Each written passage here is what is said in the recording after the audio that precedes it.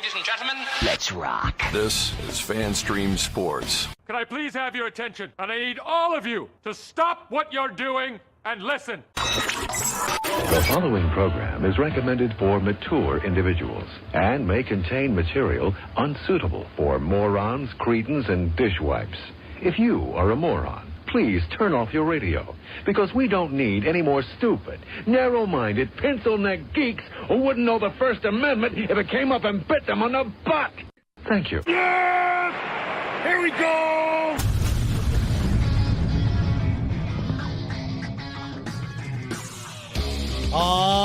Yes. Welcome into the Colby Sapp and IndyCar Tim Show. I am your host, Colby Sapp, along with that one that is IndyCar Tim. What's up, Tim? Happy Monday, Colby. Happy day after conference championship games. And no, if you saw my social media posts, I don't have anything against Patrick Mahomes. Well, anymore. If you saw his social media posts, you, lucky you, they weren't up for long. No, they weren't. They sure weren't. Exclusive. Oh. There we go. If you want to conversate with us via the telephone and you just don't want to comment down below, you can also do that with our FanStream Sports text line at 214-937-0569. You can do that. It'll ring our phones. It'll do whatever. And also, if you're listening to this recorded podcast, you're like, man, I want to talk to those idiots, or send them my thoughts on whatever we're talking about, because who knows? I mean, I got a run sheet. It's not like we're going to stick to it. Sometimes. You can do that there, or just comment down below. Leave a like. Tell other people that you enjoy this podcast, or hell, tell people you hate it. Maybe they'll like it because they don't like the stuff that you like. So, tell us you enjoy the podcast. Or tell us I don't care. Tell us something. I mean, seriously, it's not that big of a deal. Dude, okay. Before I get into the breaking news, I have something that I kind of want to talk to you guys about, because it happened on the way here to the studio as I was driving. I got passed by a car. It was a Mazda something or another, because they don't like to actually have names except for the Miata. It's just the MX whatever number. I don't think they call it a Miata anymore, do they? Isn't it like a whatever? Okay. But anyways, it's a Mazda. I just remember that. It was also maroon.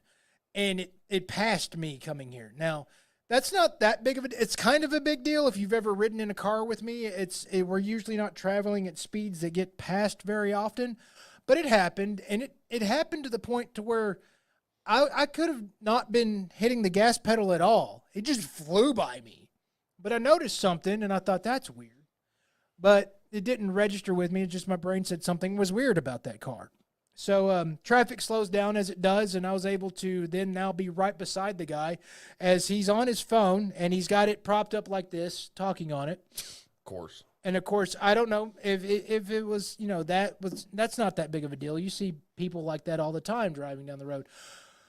Again, let me remind you, he passed me like I was standing still. I was in the fast lane, didn't have time to even see the guy was pulling up on me, or else I'd have got over as the proper fast lane guy would do. But no. That's terrifying sometimes when they sneak up on you, too. Right. And 3 of his tires were normal. One of them was the donut? The donut. No, that's not safe. I'm not going to say out loud how fast I was going, Ooh. But let's just say the speed limit is a suggestion, not a rule. And to pass me where it felt like I was standing still, you're hitting triple digits, bud, on a donut. Is that something that people do? Especially on the phone. Dude, those are rated for like 50 miles an hour. Right. Now, have they upgraded them? Because I remember it was like 55 miles an hour, as fast as you want to go on a donut. And it's still that way. They haven't upgraded the donuts. Okay, because this was double that. Holy crap. This was double that. In a Mazda. What? Just the Mazda, fine. The donut. I mean, every time I've slapped a donut on a car, it's just been, hey, to get me to where I go change this tire. And if I have to, get on the freeway, I'm probably going to right lane it, which the kids were in the car one time when that happened, and they thought something was wrong with Dad. Right. Having a stroke. Because why are we over in this lane, Dad? Was what was said. What's going on? Yeah, I don't ever drive over there. So, yeah. So, and it's because of the donut. And to be passed like that, zoom, zoom, The fuck? And it's with a donut. I'm sorry. I maybe my brain's just like, no, I think that tire would explode at that speed. Well, the tread will fall off and you'll die. Right.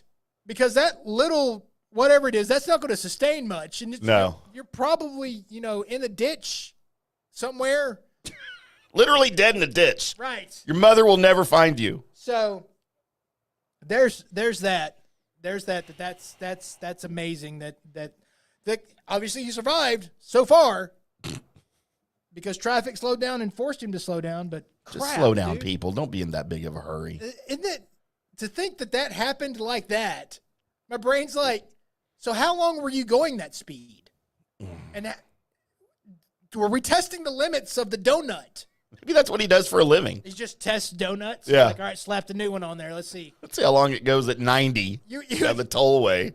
You would think they would have a private track to be a donut tester, though, right? But that's not real world experience. Okay. We got to have real world experience to test the donuts, Colby. 6:35. Let's go. 4 o'clock. 6:35. Let's go test donuts. Then we'll do donuts and eat some later. That's amazing. So we have that. I know Tim has a little something he wants to get to, but I also have a little bit of the breaking news in the world of comic book movies, as James Gunn has found his Supergirl. So you may notice her from the Game of Thrones prequels. She was in that. She's 22 years old, maybe 23. But unfortunately named, or fortunately, for who you are, Millie Alcock. Millie with a Y, Alcock. Millie Alcock, Australian. So I don't know if I mentioned that. Good day, mate. Hey, it worked. It did work. That's yes. one of the few times that's ever worked for you. Yes. Got it. Nailed it. So she will be Supergirl. Now the movies are, however long they're going to go with, it's going to be based on the Woman of Tomorrow run from Tom King. If you're a comic book head and you haven't checked those out, go check those out. By the way, very cute, Millie Alcock. Right. I just like saying her name. She's a looker. She's also the same age as my daughter, so I don't. Does that have to do with anything? Has to do a lot for me, man. Why? Because so you can't look at girls that way that are the same age as your daughter? Pretty much, yeah. Oh, I don't have a problem with that. Should I? Obviously. Should I? No, you shouldn't. You shouldn't. I do. I do. For me personally, because I think of when my daughter Blaze was, really small. And I'm like, this other person was that small at that time while I was a grown-ass person creating humans. But you can't look at it that way. No, that's the only way I look at it. You can't look at it like what they were back then. No, I don't look at it as like they were that. In other words, I was big, tall, and ready to do, obviously to do the inclined hokey pokey. And they were running around going, hey, what's a Game Boy? I like this thing. And stuff like that. So, no, I can't, no. Can we go watch Doc McStuffins? Asking me if I could put Scooby-Doo on for them. Ruby Roo! I still watch Scooby-Doo. I do, too. The new ones are terrible, though. You're stupid. Everything that's, I'm update it, please. I would like to watch it again, except with better drawings. I think they all need to wear, like, bikinis. I feel like we need to do a segment one of these days on the age difference thing. Okay. Because I know people have opinions about that, and I can't wait. So, yes, but Millie Alcock is your new Supergirl, everybody, and that's being reported on multiple places, so it's not just me. But even if it was just me, you can go ahead and count that as I've got a pretty gospel. Pretty good track record at telling you guys what's going on in the world of comic book movies. I didn't ever get into the Woman of Tomorrow, what it's based on, what you're going to see. There's probably going to be a Crypto the Superdog in this. When do we get Wonder Twins? We hopefully never. In fact, Wonder Twins was a thing that was announced by the Hamada, I remember. Hamada guys, and it got canned. I was so disappointed. Thank God. Form of Lois Wonder tampon. Twin powers Activate. Dude's going to turn into some liquid, and she's going to turn into a purple animal. That's what's going to happen. So, at any rate, the Woman of Tomorrow, Kern the pirate is going to be the bad guy unless they change it up, and it's going to not take place on the Earth. So it's going to be sci-fi. Get ready for all of that. That should be some. But anyway, there you go, Millie Alcock. We are going to get into our conference championship talk, so don't worry about that. Also, what's going on with the Mavericks. We have our sports report coming up. But now is the time, unless Tim has things that he needs to talk about, where I toss. Wait, you know what? Did you want to talk about movies? Let's do movie talk real quick, Colby. All right. Because if I don't talk about this, it's going to drive me crazy. Well, even though you and I went off, or I went off, and you tried to put me in my place before the show. By the way, y'all, we're going to start putting a camera on during our pre-show meetings. We should. And we're going to do a subscription service for y'all to watch it, because it might be better than the actual show sometimes. Well, we should just put it on this. Let's just not do a pre-show and just start. We'll start the video of the show with the pre-show. Of us just walking around randomly doing stupid shit. Doing shots and about John Gerber's new show. Get ready for that. Get ready for that one. He doesn't know it yet, but he's going to do it. So, Colby, I'm a fan of the old movie Roadhouse. Yes, as am I. It's one of the classic 80s movies, classic guy movies, classic action, whatever you want to call it. Everyone loves it. Everyone's seen it, right? Right. And I feel it's one of those movies that you don't need to remake. Okay. It's perfect the way it is. I mean, it is very 80s. It's like very. And that's what's so great about it. Well, just, yeah. Nothing wrong with the 80s. I was there. I mean, I was too. So I saw this thing that they're not calling it a remake, they're calling it a reimagination. Right. Of the movie. And I'm like, even before I saw anything about it, I just saw that they were doing it. I guess it's a Netflix thing. It's a Prime. Oh, I'm sorry, Amazon Prime. You're correct. And I was already like, what? No. We don't need this. They've been trying to get this Roadhouse, something of it, up and running forever. Do a freaking, like, a sequel. No. Do Son of Roadhouse. Oh, no. Do not do Son of anything. I feel like it would be better. It would be better than this. Because, Colby, as you know, we are being offered Roadhouse, the reimagined Roadhouse. Right. Where he's still a bouncer at a bar. Right. And he's an ex-UFC fighter, which already goes against the premise of the original movie. He's just a badass country boy in the original movie. Right, who happened to know martial arts with no explanation whatsoever. I get it. And that's what made it great. I mean, you don't know him. Yeah. It's part of the mystery. Uh-huh. But Colby, the part that ruined it for me, and you don't have an issue with it, and maybe I won't. I can't imagine I'm going to watch this, but I might. I'm definitely going to watch this. Is that it's starring Mouseketeer and gay cowboy Jake Gyllenhaal. You need to watch more movies. That's the first thing that comes to my mind. I cannot take him serious in any type of action role. I could not even finish the new Blade Runner. He ruined it for me. Okay, you walking into something with your very narrow-minded pre-conceptualization of what's going on. You've walked into it with the most closed mind that's ever. And you know how many things you ruin for yourself by doing that? Nothing. I'm very happy with my choices. You've already made up your mind. Secondly, Jake Gyllenhaal himself is a badass. Oh, come on. He is a badass. You go through his list of movies that he was in, where it's the soldier movies or whatever. I have never. So you listed some of these movies for me, and I have never heard of any of these movies that you rattled off. You probably except for Prince of Persia. I've heard of that. Right. There is no way in hell I would watch that movie. You didn't like the video game? I've never heard of the video game. You've never heard of Prince of Persia, the video game?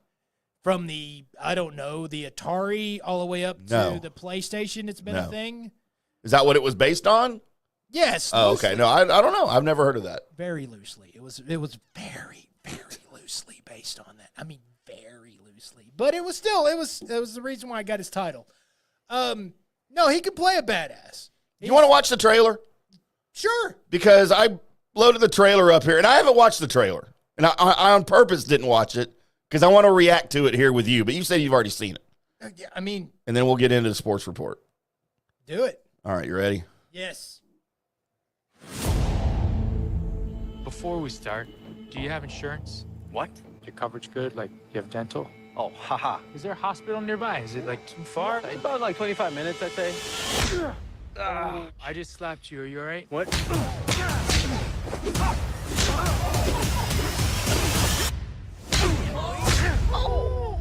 So you like to fight?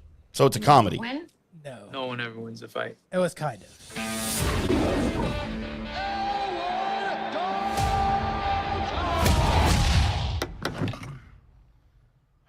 This ain't the Holiday Inn, pal. I'm moving. A friend of mine suggested I come talk to you. Like how they CGI'd his body. No, that's all him. Lately, it's been attracting the wrong clientele. I can pay you good money. Judging by your car, you need that. Well, I like my car. Think about it. I know who you are. Elwood Dalton. Big fan, man. You guy's got a knife under his shirt. You just take a big step back and pop me in the face. You can do it. Tell me about this bouncer. Yeah, it's all nice, like he's Mr. Rogers or something, but then he'll haul off. Really interesting guy, overall. Didn't need to see that. Brand wants to take the roadhouse away from me. He wants to build some resort. I should warn you, people have a certain way of getting things done around here. It's been released in the theaters. Hey, fellas. Nice. Looks like you're having a smashing night. Doggen! I got a tip for you. Don't let no one get this close. Is that supposed to be Conor McGregor? That is Conor McGregor. Oh, is it? Yes. Tell me to get out of town. Really? Yes. So it is a comedy. Impression that you can't be threatened. Once Knox is on the job, it's over, baby. This is what he bulked up for. He's been Takes a lot bulking to for a get me while. angry, Not but when I am, I just can't let go.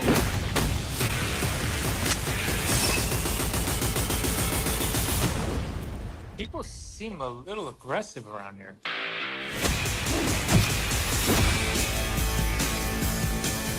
Is that one a friend of yours?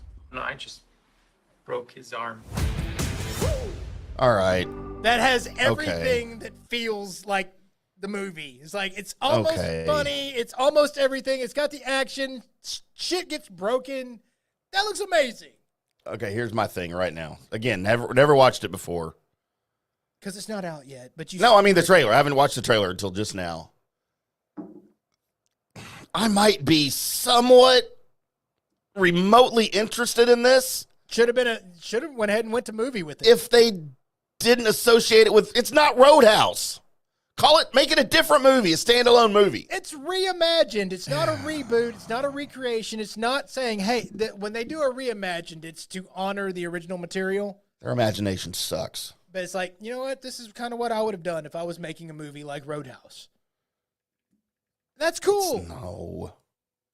That's cool. In other words, they're suggesting, hey, if you want to see the original version, instead of saying this is to take over for the original version, Right. This is now just, hey, if you like the original version, well, check this out. It's weird. I don't know, man.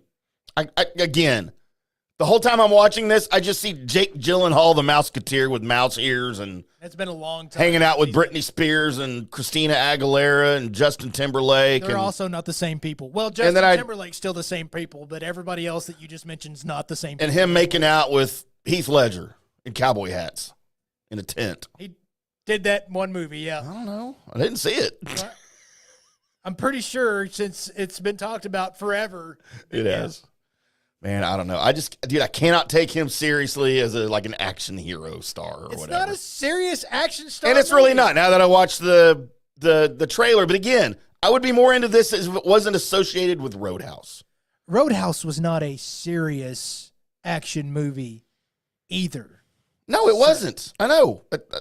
This was the exact same way as like Dalton in Roadhouse was like, he's way too nice, but then when it's time to get mad and rough, he would get rough and mad. I don't like it.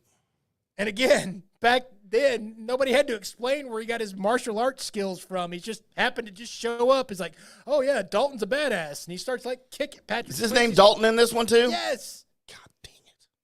Because it's Roadhouse reimagined. They're not just going to say, oh, well, he's not Dalton anymore because we're reimagining his name to be Dalton Schultz. Yeah. He's a Texan. I don't know, man. I'm kind of cringing watching that whole thing. Wait. You're not, like, immediately wanting to go watch that? Immediately? No. It is not immediately on my list of things. I have to go watch this now. It made me, I'll think about it, and if it comes on a Saturday afternoon on Channel 21 when I'm not watching anything else, I might sit through it. But you're not going to, because you'll have to select it in order to actually. I won't seek it out, no. You'll have to be, like, on Prime and just be like, yeah, okay. Fire it out. Hardly ever on Prime. But it'll be a thing where if you see it, and you're like, I want to talk about this on the show? Uh-huh. Well, then I'll watch it because I've done that with other stuff. Right. Well, then you'll probably have to watch it because now that I know you feel so strongly about Jake Gyllenhaal for whatever God, I can't reason. stand him. He's good. He's not good. He is too good. At what? At acting. Prove it. Name one thing. You haven't seen it. I've never seen any of them. I'm sorry. I just don't like it. Prejudged Blade Runner. You know what? Because of him. That would be better if Maggie Gyllenhaal was the lead. If they're going to reimagine it, make it a chick. They tried. It didn't actually make it through the test audience. Yeah, test audience or whatever. No, they had Ronda Rousey was going to be the new Dalton forever. Oh no, that would never work. Yeah, that'll never work. It had to be Maggie Gyllenhaal. Never got off. Well, or Britney Spears with her knives. Okay, that might have been something. Just to have a reason watch that. Britney Spears to jump out with her knives and her dogs get scared. I'd watch that and they'd run away. So we're just not doing what day it is? We don't really have time, do we? I don't know. We're already late. Well, I mean, for the love of God. You got a lot of sports report you need to talk about. Yeah, so Colby, let's go ahead and jump into, before our break, the Colby Sapp and IndyCar Timm Sports Report. Sports Report. Sports Report. Sports Report. So Colby, we had the. Do we need music for this? I don't know. You're the one. Terrible producer. We had the conference championship games yesterday. Yes, we did. And I will ask you a question to start the segment because this is a serious question. Okay. Did you watch any of it? I did. Okay. I did. I'm just checking. I had the tablet out underneath the PlayStation while I was. So you were gaming while you were watching. Yeah, as I do a lot of things. Is that right? That I watch. Yeah. You multitask when you're at home. Right. Can't really do that unless I'm using two hands. Is that the same thing? I don't know if that's the same thing or not. Technically, it's the same task. Right. Doing something with your hands. I'm just multi-handing it. While you're watching two things at once. Well, I'm watching people do things to each other. Which is what was happening on Sunday, Colby. Yeah, I mean. Right? That's good segue there. All that good. Everything I do is good, sir. As Colby, we had the Ravens hosting the Chiefs. And as the meme has shown everybody on social media yesterday, Dak Prescott showed up to quarterback the Ravens instead of Lamar Jackson. I might have called it. Yeah, you might have. I did not see that happening. Clearly the best team all season long in the NFL, without question. Right. I believe they were the first team in the league to ever beat, whatever, 5 or 6 teams with winning records by more than like 20 points. I mean, it was a ridiculous stat, right? Right. Offense clicking, defense is smothering. You're at home for the conference championship game. Your quarterback is the likely MVP for his second. But your quarterback also can't win in the playoffs. Sounds like a familiar story, right? Yeah. And you know, for all the doubters about Mahomes, was his first playoff game or his first championship game on the road. You know, it's going to be hostile territory. He doesn't give a crap about any of that.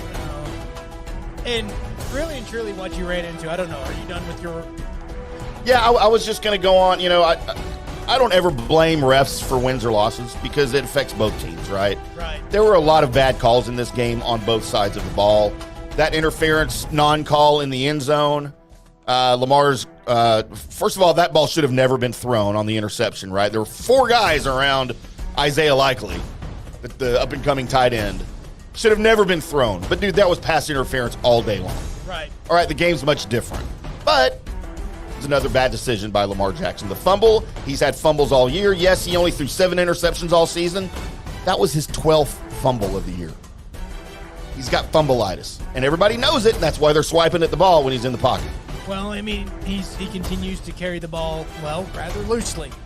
Because he's stuck between, am I taking off with this thing or am I throwing it? And then even when you watched him in college, he never tucked the football when he ran down the field. Nope. So that's something that's been a part of his game for a little bit. Just he's always been so much faster than everybody else that you couldn't get to the football, so why worry about it?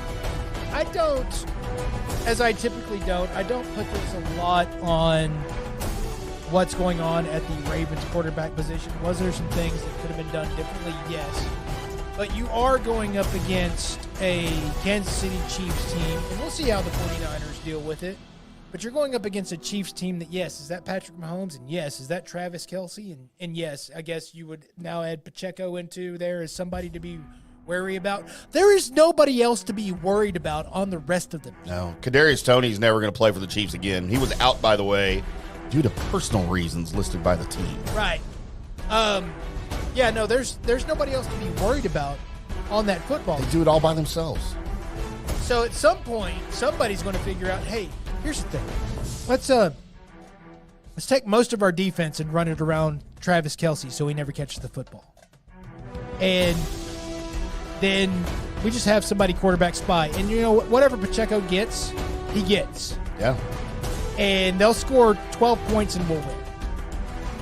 Well, the first series that they, after they held Baltimore to 3 and out on the first series, right, they marched down the field to score a touchdown. They had 3 consecutive runs by Pacheco of 10-plus yards. Right. The defense was on its heels literally from the first series.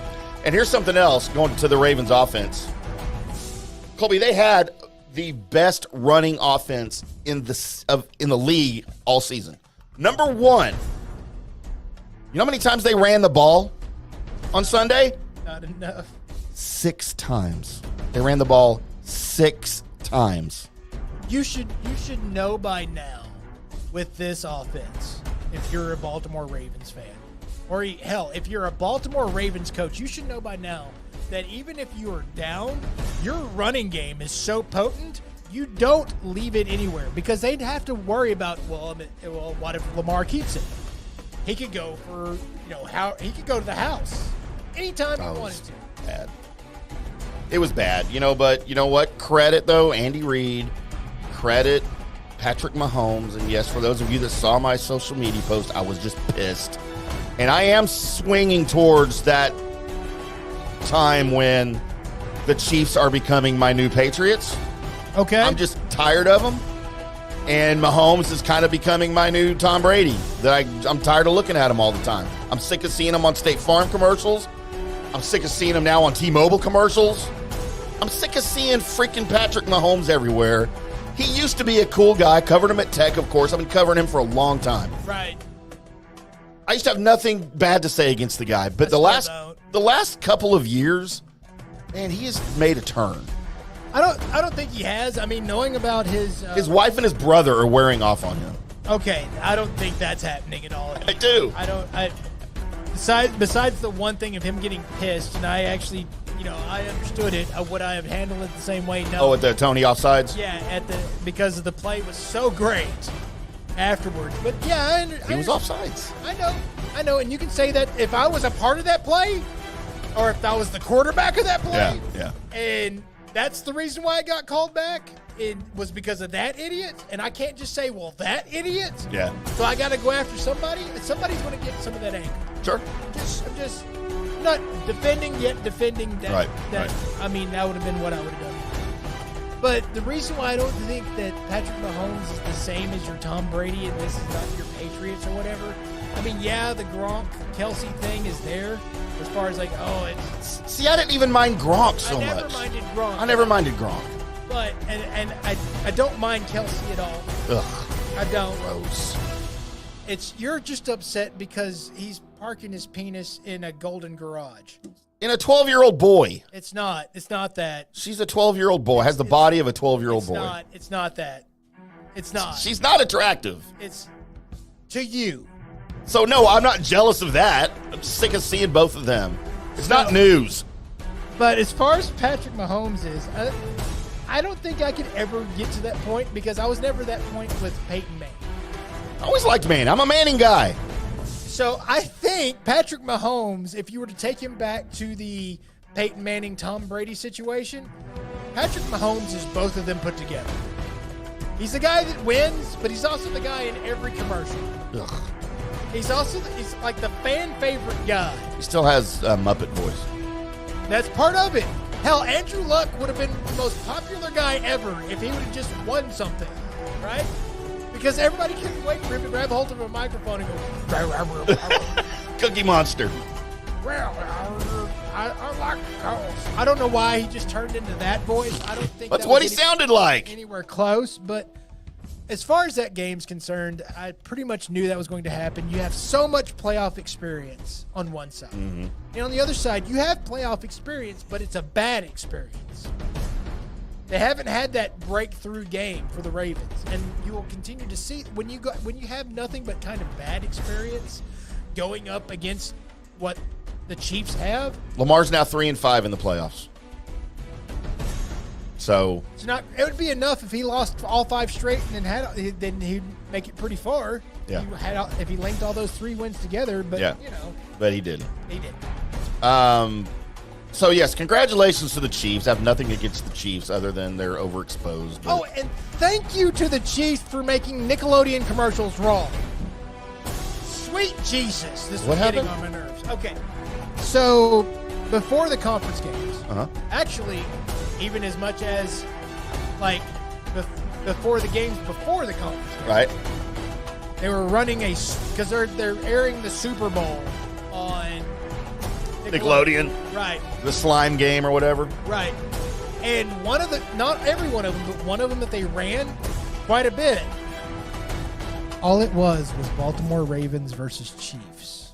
There wasn't anybody else that's in the playoffs. You mean Niners? I mean, yeah. Yes. It was all it was Baltimore Ravens and the Niners. Oh my gosh, that's funny.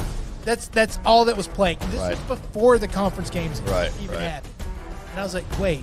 That's funny. Do they know? Because there's this whole conspiracy theory about the colors of the logo. And it was purple and red. Yep. And they're like, all right, well, then they go back and look at all the other logos, and they're like, well, this team and that team, this team and that ridiculous. team.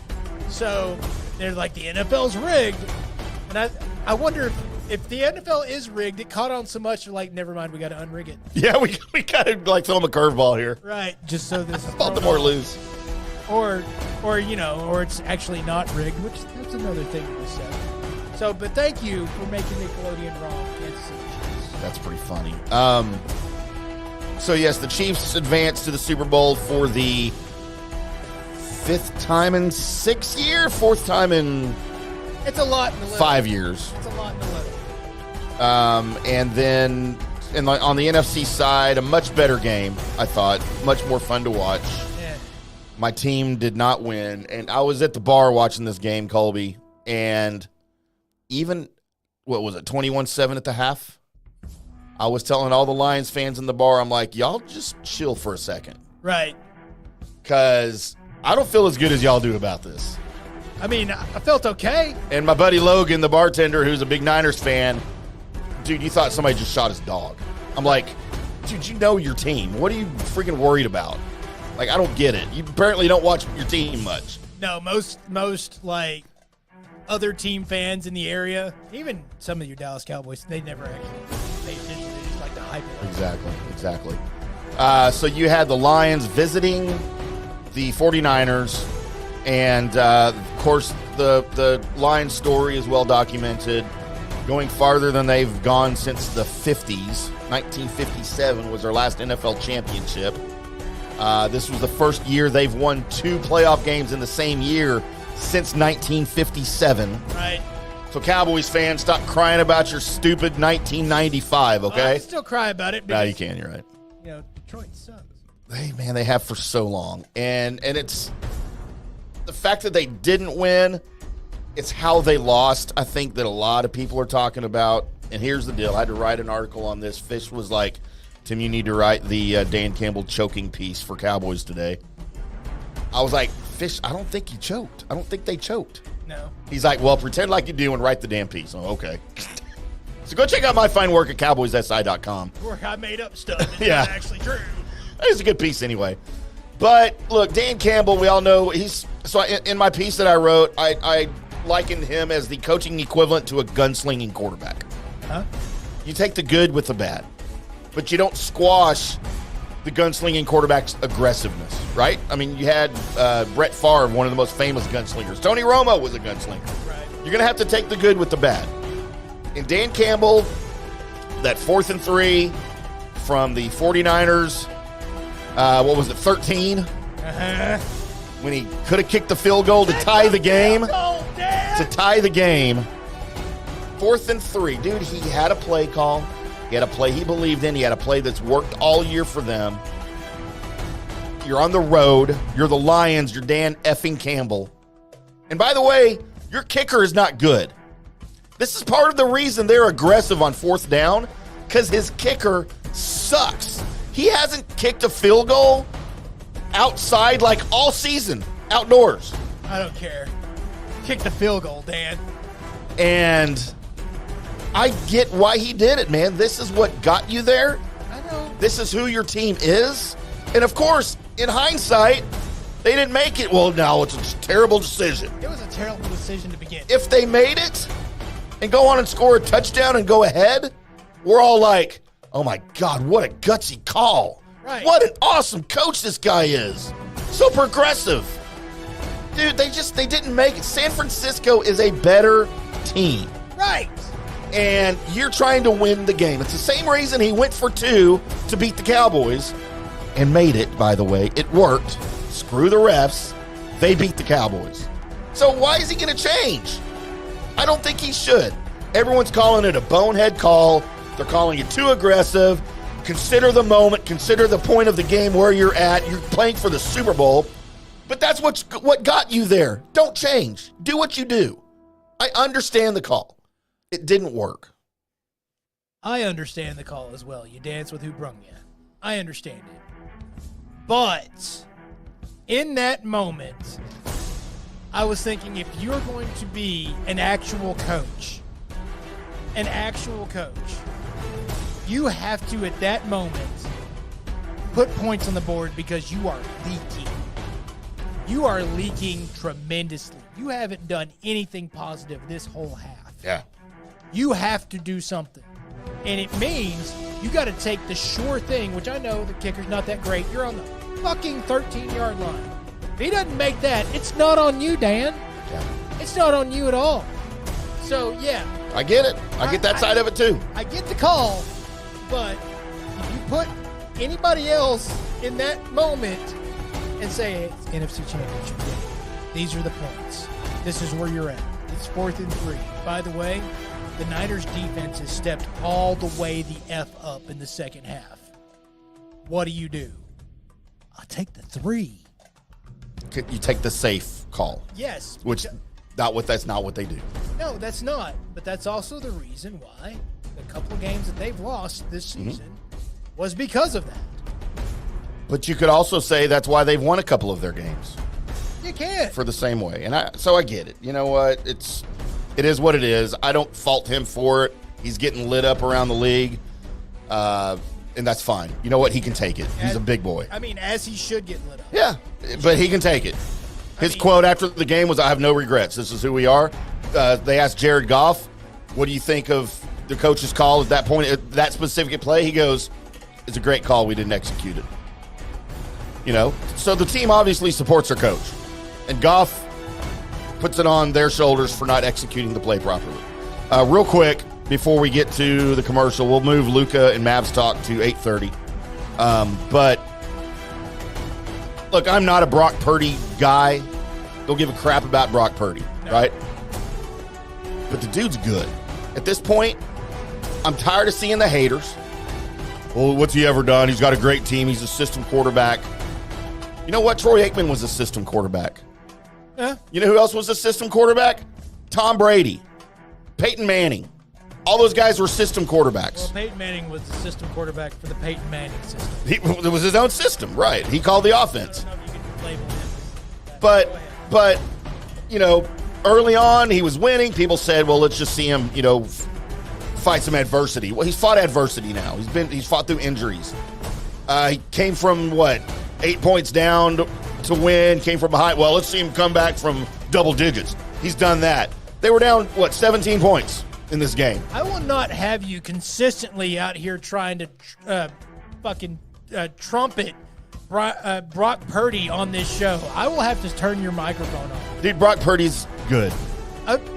He's a top 3 quarterback in the league right now. Vomit. I'm sorry. Vomit. It's the truth. And there's no way you can dispute that with what he's done this year. I mean, I can. It'll be wrong. Not logically, but I can. But shut up. So, you know what? I hate it too. Their head coach wears a hat with a straight bill. Oh, I can't stand it. Somebody should kick that man in his taint every time he walks out to the sidelines. I volunteer for that job. Look, I want to kick Mike Shanahan in the taint, and I want to kick Nick Sirianni in the taint. At the same time. I'm going to do a karate kick. I wish I could do that. You want to try for the split kick? Yeah, the split kick. The double tainer? I would. I would do it to both of those guys. Over the double well, you know what? Sirianni more so. Shanahan just looks like he knows more than everybody else. Probably does. By the way, better coach than his dad? Yeah, because... You think? Yeah. When his dad won 2 Super Bowls. His dad did win 2 Super Bowls. But he was a spare when he went to Washington. He just... he developed a run scheme that was beyond everybody else's measure, right? Yeah. And his son came back and he's like, you know what, I can do better than that. And he's kind of done better than that. He has, but he's got Christian McCaffrey for free. One of the most overrated running backs in the league. He's putting up Hall of Fame numbers. Do not make me have to sit back here and defend now. After I said what I said about Purdy, and now you said something so stupid that I feel like I've got to say something about a 49er running back. I hate Christian McCaffrey. So overrated. Yeah, because he's basically what happens if you took Christian Okoye and said, oh, by the way, he has a little bit of Barry Sanders in him. Do not liken Christian McCaffrey? What was that? McCaffrey to Christian Okoye or Barry Sanders. He's not even the same league as either one of those guys. No, I said have a little bit more skills of. He can make you miss, and he'll try and run you over. He runs. You're like I was about to be stupid about Purdy. Now you're being stupid about Christian McCaffrey. I hate him. That guy that you were like, oh well, they picked him up, but he can never stay off the injured list. Well, look what he's doing. He wears a stupid number too. I don't even know what number he wears. 23. It just looks stupid on a jersey. That's one of. Shut up. Take us a break, Cole, before you punch me in the face. Coming up next, I'll be doing the show alone because Tim has dropped off in Stupidville and hasn't come back yet. Plus, Good, Bad, and the Ugly are Facebook birthday and celebrity birthdays. And then Tim has a list, and I'm sure it's going to suck, but come check it out. It's the most and worst Super Bowl halftime show. Way to build up the second half of the show. That's his list. We're just going to do it. That's next on the Colby Sapp and IndyCar Tim Show. Hello, sports fans. FanStream Sports. Hi, golfers. IndyCar Tim here. I want to talk to you a little bit about Golf Central Magazine. It's not just a golf magazine. It's the magazine for everything. Turf, travel, philanthropy, and lifestyle. Head over to golfcentralmag.com and check out the latest issue. Some of the regular features in Golf Central Magazine: the Golf Bachelorette of the Month, the Golf Bachelor of the Month, the Golf Cart Girl of the Month, Golf History, Grip It and Sip It. So head over to golfcentralmag.com. It's free. It's the magazine for everything: turf, travel, philanthropy, and lifestyle. Golf Central Magazine at golfcentralmag.com. We'll see you there. All right, guys, time to talk a little bit about turf life. You've seen the hats on our heads. You've been or seen the video of the studio. You've seen that the decals are all over the place. Turf Life. Man, it's the brand that salutes the consumer and industry players everywhere whose lives involve turf.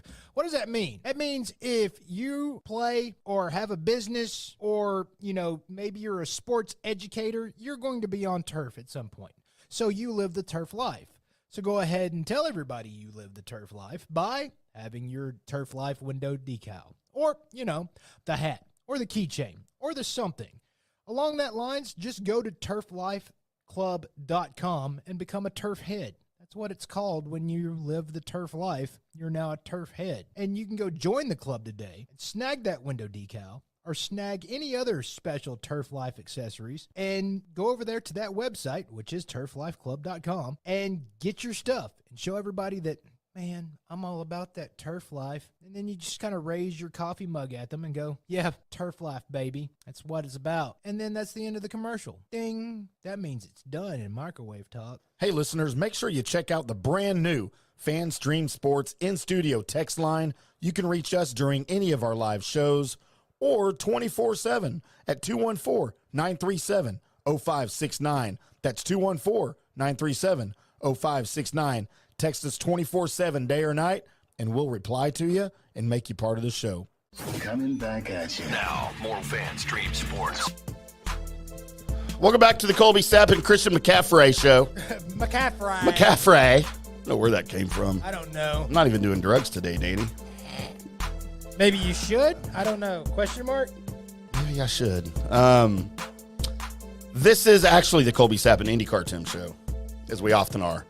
Mondays and Wednesdays here on FanStreamSports.com, on your favorite podcast app, on the FanStream Sports mobile app.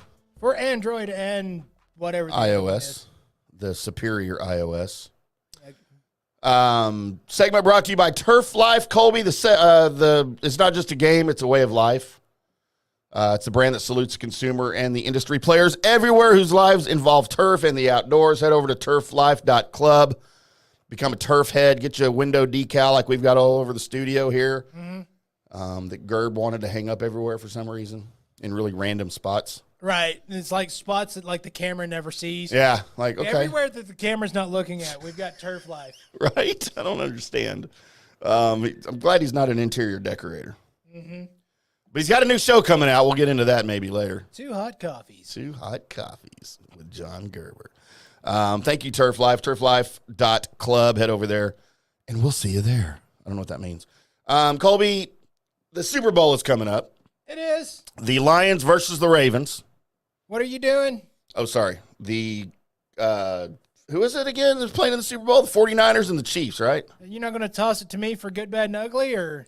Yeah, I was just teasing stuff. Are you really? Yeah. Okay, cool. I'm sorry. My bad.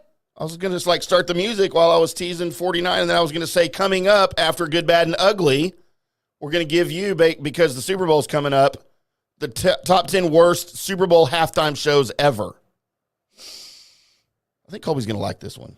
He hates all my lists. I pretty much do. But you know what? They usually end up entertaining us somehow. Either it's because I'm just mad at him for the list the whole time, or yeah, that's pretty much you. If he doesn't like the list, he's like, God, I could have come up with a much better list. You know what? You're welcome to every week. Come up with your own damn list. I mean, I would, but, you never asked me to. All it takes is going, hey, find a list. You're busy. And she said, list. This. All right, this is the Good, Bad, and Ugly. This is where I go through all the people that were born today, find the people that are famous enough to make my list, then I make a list and offer them up to you guys for you to decide, along with me and Tim, who is the good, who is the bad person, and who is the ugly person. Starting off today, 42, and he always ends up this day making this list, and the reason why he does is just because the question mark that's going to appear On Tim's head, as soon as I say his name, God. it's Riff Raff. He's 42. I am going to guess rapist. He is a hip hop artist, a rapper. But if you've never actually seen what Riff Raff looks like, and we went through this multiple times, and he'll forget the fact that this guy looks like this. Riff Raff has a look that I don't think can be carried by any other human being on this planet. Talked about this guy before? Yes. Oh, God. Which look do you want me to go with? Because there's about 100 different ones here. Every single one. It doesn't look like it should work. None of them do. But they do.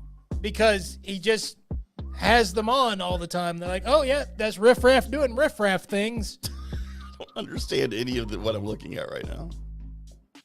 So I figured that would cause a gigantic question mark over. Do you see it? Do you see it over my head? Yes. It's like I'm playing Metal Gear Solid and you're one of the NPCs that just now noticed that I made a sound. I don't understand what I'm looking at. So, by the way, while he's looking that up, I can offer a next person. As it's Charlie Wilson's birthday. He's 71. That lead singer for that Gap band. The Gap band, Colby. Mm-hmm. He's also done some current things, but we're not current people, so we don't really. We just know him from the Gap band. That's all that really matters, right? That's right. So you found a picture of Riff Raff you want to use? Yeah, I found my favorite picture of Riff Raff, and it might make me respect him more than anything. All right. As, I don't know what he's holding. Is this a dog? I love this. I don't know what this is, but I love this picture. I love the hair, the glasses, the bandana, the tats, the tank. I love everything about this picture. He just that's what Riff Raff looks like. And then he'll totally look like something else. But kind of like me. I look different every day. You're the most look the same guy.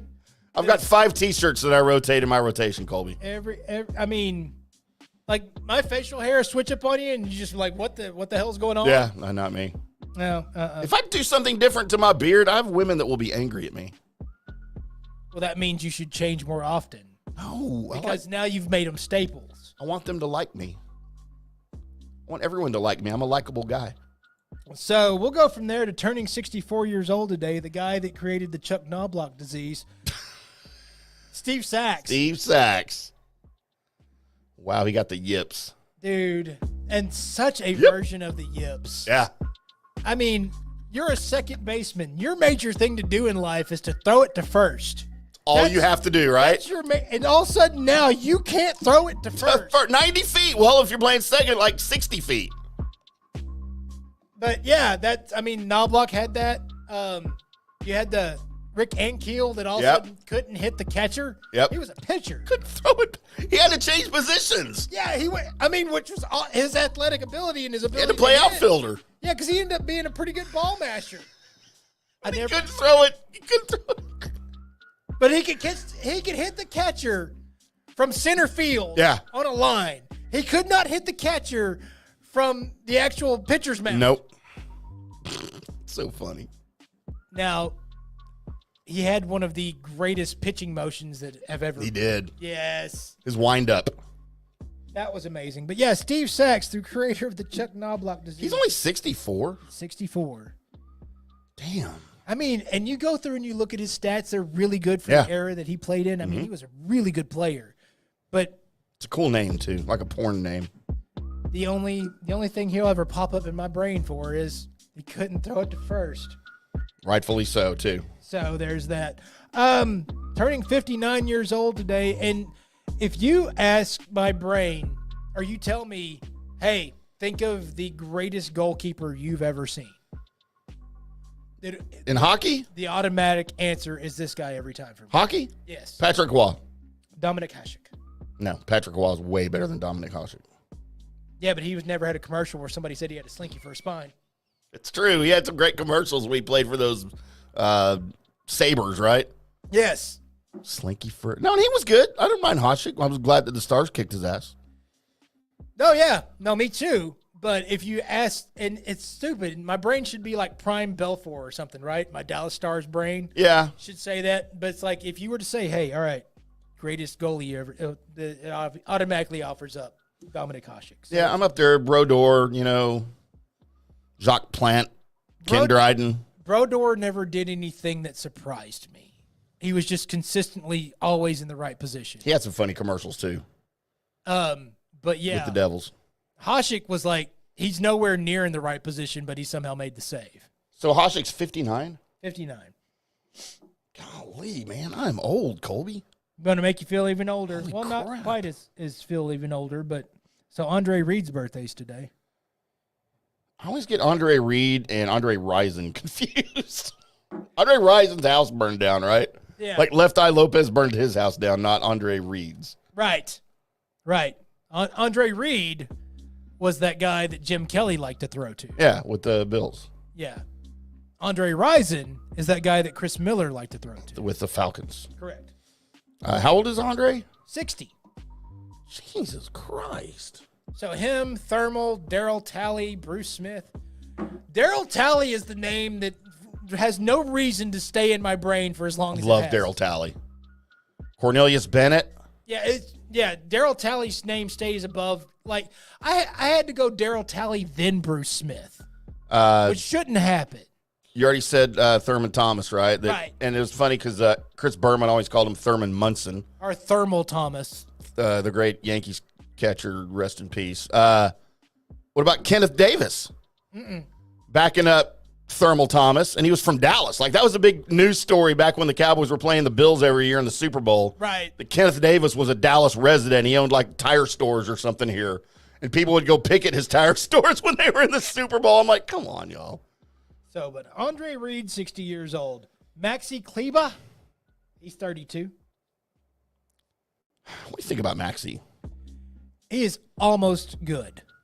That's kind of where I'm at. Like, he's almost good. He's like, oh, yeah, Maxi's on a roll. This is great. And you want to cheer for him, not only because he's a Mav, but just because of what, he's like Dirk Jr. almost as far as like how he kind of carries himself and whatever. So my son Zach, who's now 22, when he was in high school, he was in German club. And the German club got an invite from the Mavs to come out and watch a game. Right. And then Dirk was going to talk to him after the game, like out on the court. Really, really cool deal. Of course, I had to tag along. Right. Go with the kid. And when Dirk came out on the court, he dragged Maxie out there with him because they're like from the same town or right from the same area in Germany. And dude, Maxie was like a little kid. He didn't know why anybody would want to talk to him. Right. Why anybody was interested in seeing him next to Dirk.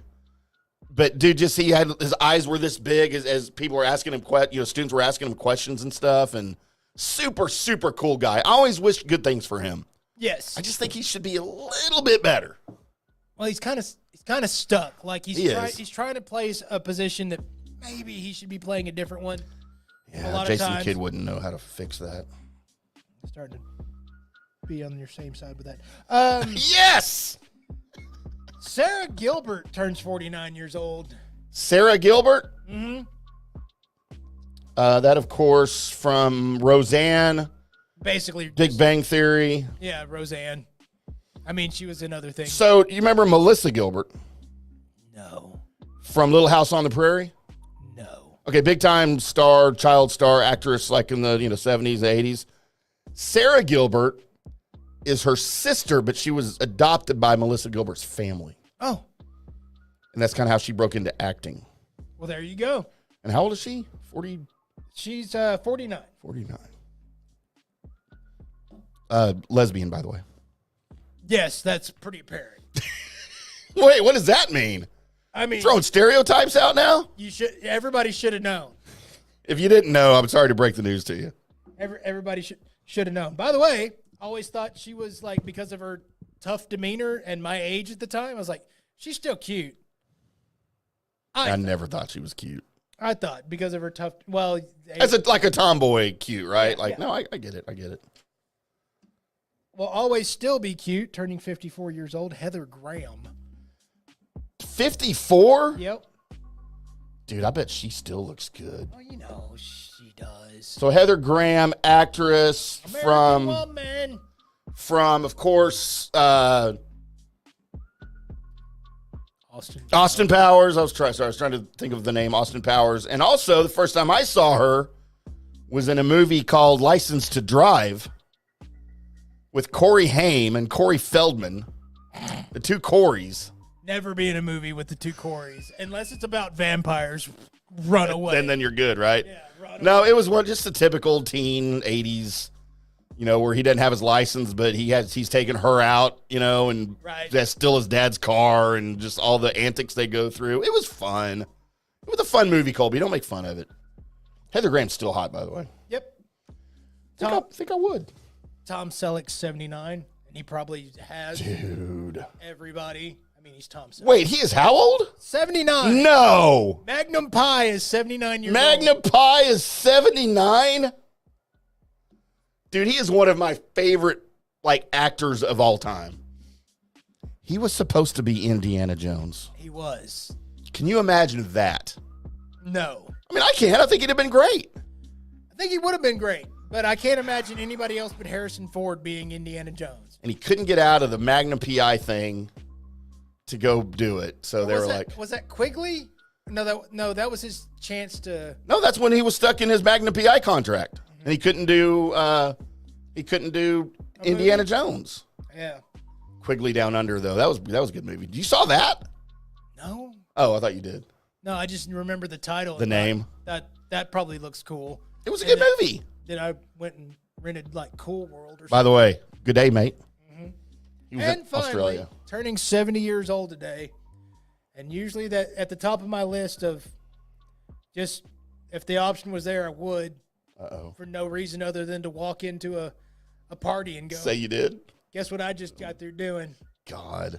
Oprah Winfrey, 70 years old. Colby, You get a car, and you get a car. Imagine what the person gets that, Colby, I would knock the back out of that. All right. I thought you were going somewhere else. Because can you imagine when you're in the act and she's reaching her climax, as she would several times with either one of us because we're very skilled. Her just closing her eyes, arching her back, and screaming, "You get a car! You get a car!" That's all I can imagine. I can't imagine that. I can. But now, if anybody asks me if I'm going to imagine that, it's going to be you walking it through. And now I'm going to have to be able to, she's just off the list now. You get a car, Colby. Thank you for that. Because that moment happens, and it's just going to be like, yeah, you know what? Never mind. Colby. All I see is Tim face. Colby, I'm going to give you a car, and I want you to park it in my garage. Yep. Now you may have. Did I break the Oprah dream for you now? I mean, it wasn't. It was more just the gag to walk into a party or a room or a bar or something. And be like, guess what I did? Guess who I did? And nobody had been able to guess it. So you give them this list of birthdays today. Right. Hey, guess who on this list I just boned? Yeah, they're hoping it's Heather Graham. Yeah. They're pretty sure it's not Sarah Gilbert. You had sex with Dominic Hasek? Wait, that spine a slinky. How slinky is that spine? Did he stand on his head? Wait, Colby, did you go 5-hole on him? You're dumb. You're stupid dumb, and you're dumb stupid.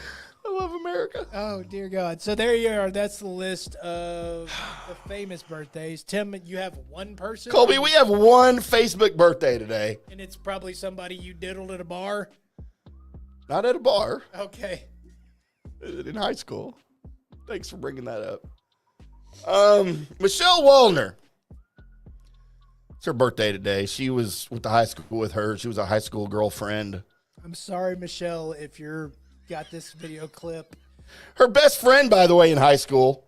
Did you diddle her too? Well, I did because we were married. But it might have only been twice. Even though we were married. Wait, no. How does that work? We didn't really like each other. Did you marry her for a visa? No, I married her because we were drunk. And a guy might have knocked her up. So it's the second I'm time. a gentleman. So gentleman? Why do I keep enunciating? I'm a gentleman. Christian McCaffrey. I'm a gentle lover, Colby. So wait. I have to know. And you have to tell me. Oh, I have to. Okay. Yeah. So When have I ever withheld knowledge on this show? I was doing that to build up the question because it's kind of pretty basic, but I need to know this now. Need a beer. You said you diddled this particular lady twice. One of them was to make the baby. I'm asking you, was the first time make the baby making, or did you do it and then you did it again after the baby making, or did you do it and not make a baby and then did it and made a baby and then never did it again? None of the above. You want the answer? No, wait, none of the above answer doesn't work. You want the answer?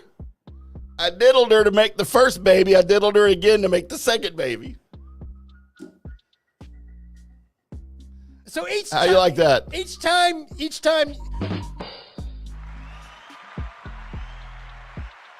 That's got to be some kind of record every time. Not for me. Colby, I got swimmers. You should. I gotta get fixed. Can we get would a gynecologist do that? What does a gynecologist do for men? You know what? I'm sure a gynecologist could somehow, some way. We need a sponsor. Putting the call out for a manicologist. A manicologist. Because I need to get snipped and ASAP. We need to have that happen in that room on the air. On the air. As a wheel payoff.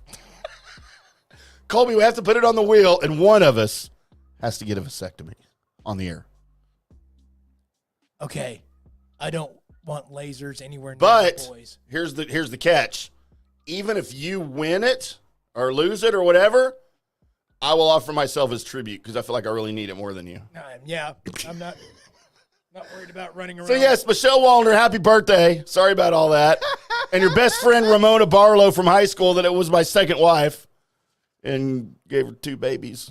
Touched her twice and made babies both times. Colby, what is wrong with us tonight? I don't know. Our ability to speak is I swear, there's only water in here. Kristen McCaffrey. He's the one that's he's the one that's he's the one that's drinking. I am. I had 2 Fireball shots and I've got a vodka Red Bull right here. No Jaeger? Oh, how was it before? Okay. By the way, for those of you that don't know, we have a Jaeger machine. We have a Jaeger machine, and it's still full after, like a month? Well, because you're the only one drinking on it. I know, but I drink a lot. Well, I mean, it's got like 4 bottles. It's a 3 bottle machine. So, I think I'm only through like 1 bottle. So now's the time for us to pick who is the good person, the bad person, and the ugly person. Glad you're keeping us on schedule here because I forgot where we were. So, Colby, my good. Mm-hmm.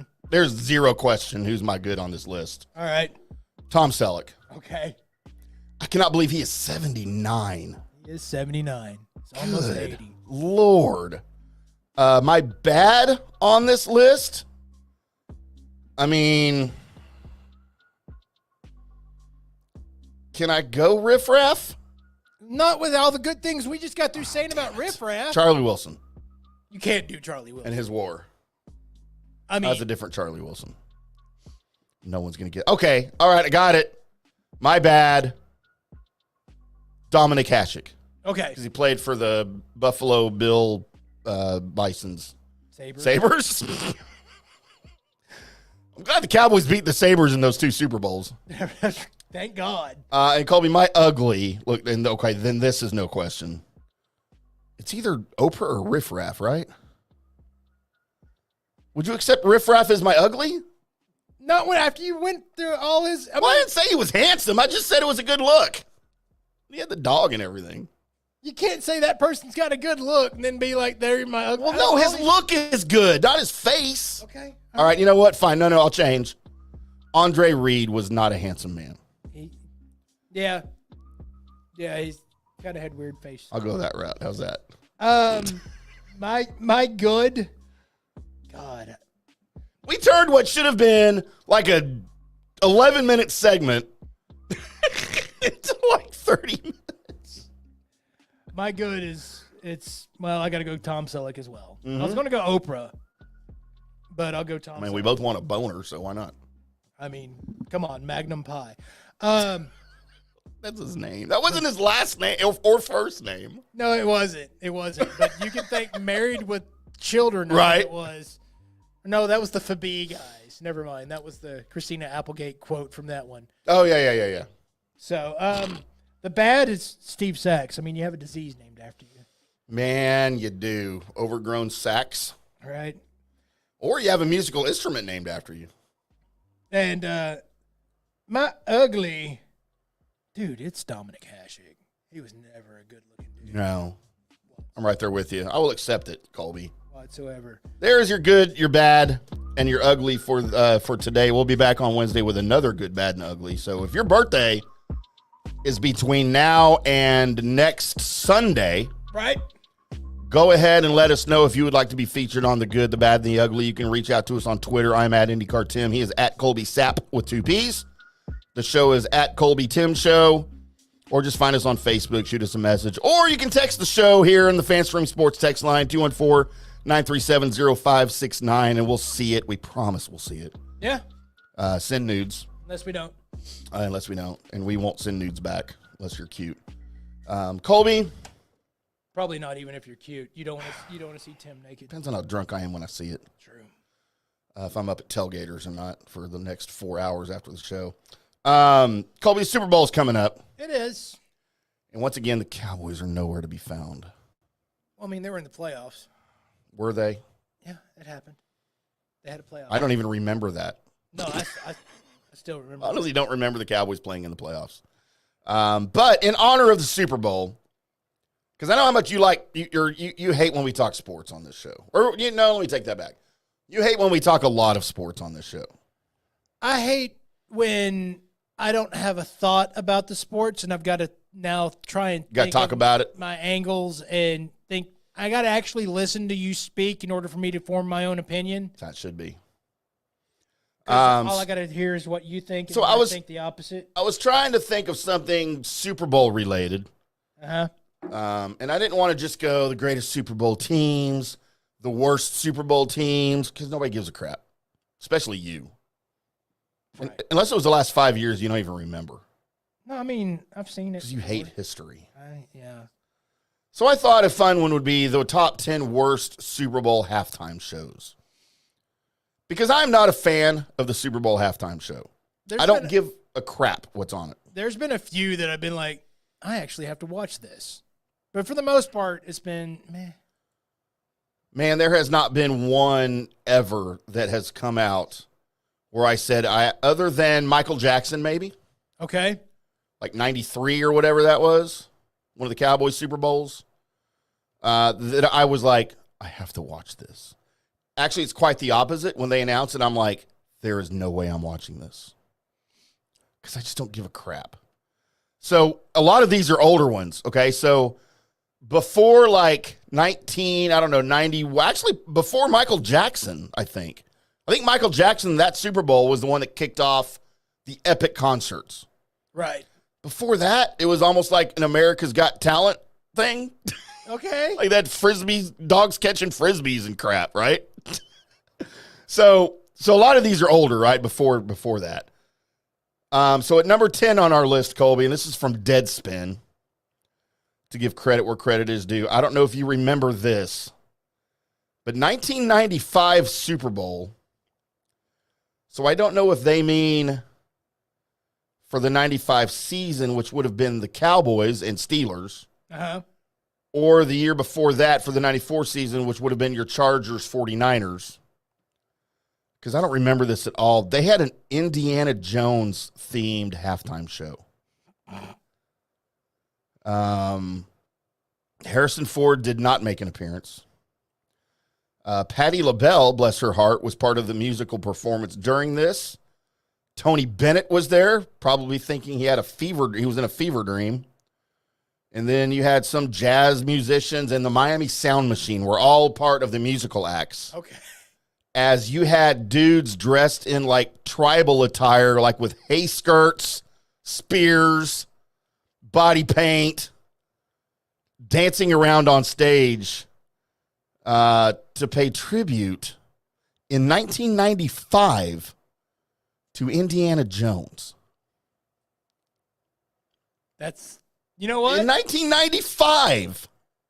I'm okay with this. I'm not. I probably wouldn't pay attention to it, but you know. No, I love Patti LaBelle. I love Tony Bennett. I love Miami Sound Machine. But I can't imagine I watched any of this. But you know what? Whatever. I wish they would have said what networks aired these. Colby, 1990? Okay. And I don't remember this. The halftime show was dedicated to the birthday of Peanuts character Charlie Brown. The halftime show at the Super Bowl. No, it didn't. Charlie Brown. I mean, no, because there's no way you can solidly animate that and have it look like it's not then. Oh, it wasn't animated. It was all on stage. Oh, dear. So that was the theme, the 40th anniversary of Peanuts. And then it morphed into like a tribute to, because it was in New Orleans, it morphed into a tribute of New Orleans that featured the four following prominent acts, personalities, whatever. Tell me how many of these you have heard of. Okay. Pete Fountain? Nope. Irma Thomas? No. Doug Kershaw? You know what? No. And Snoopy. I mean, like, oh, we need music here. So, yeah. Failed halftime show. Definitely, yes. Steered towards kids. Because, hey, the kids need to watch something during this. Now, I can understand some of the thinking behind it where you're like, hey, all right, we got the stuff for the adults, but there's probably kids that are having to sit there and watch the Super Bowl because there's only one channel on the TV at this time. Yeah. So here's something for the kids. It's like the Puppy Bowl or whatever. Right. Cool. Colby at number 8.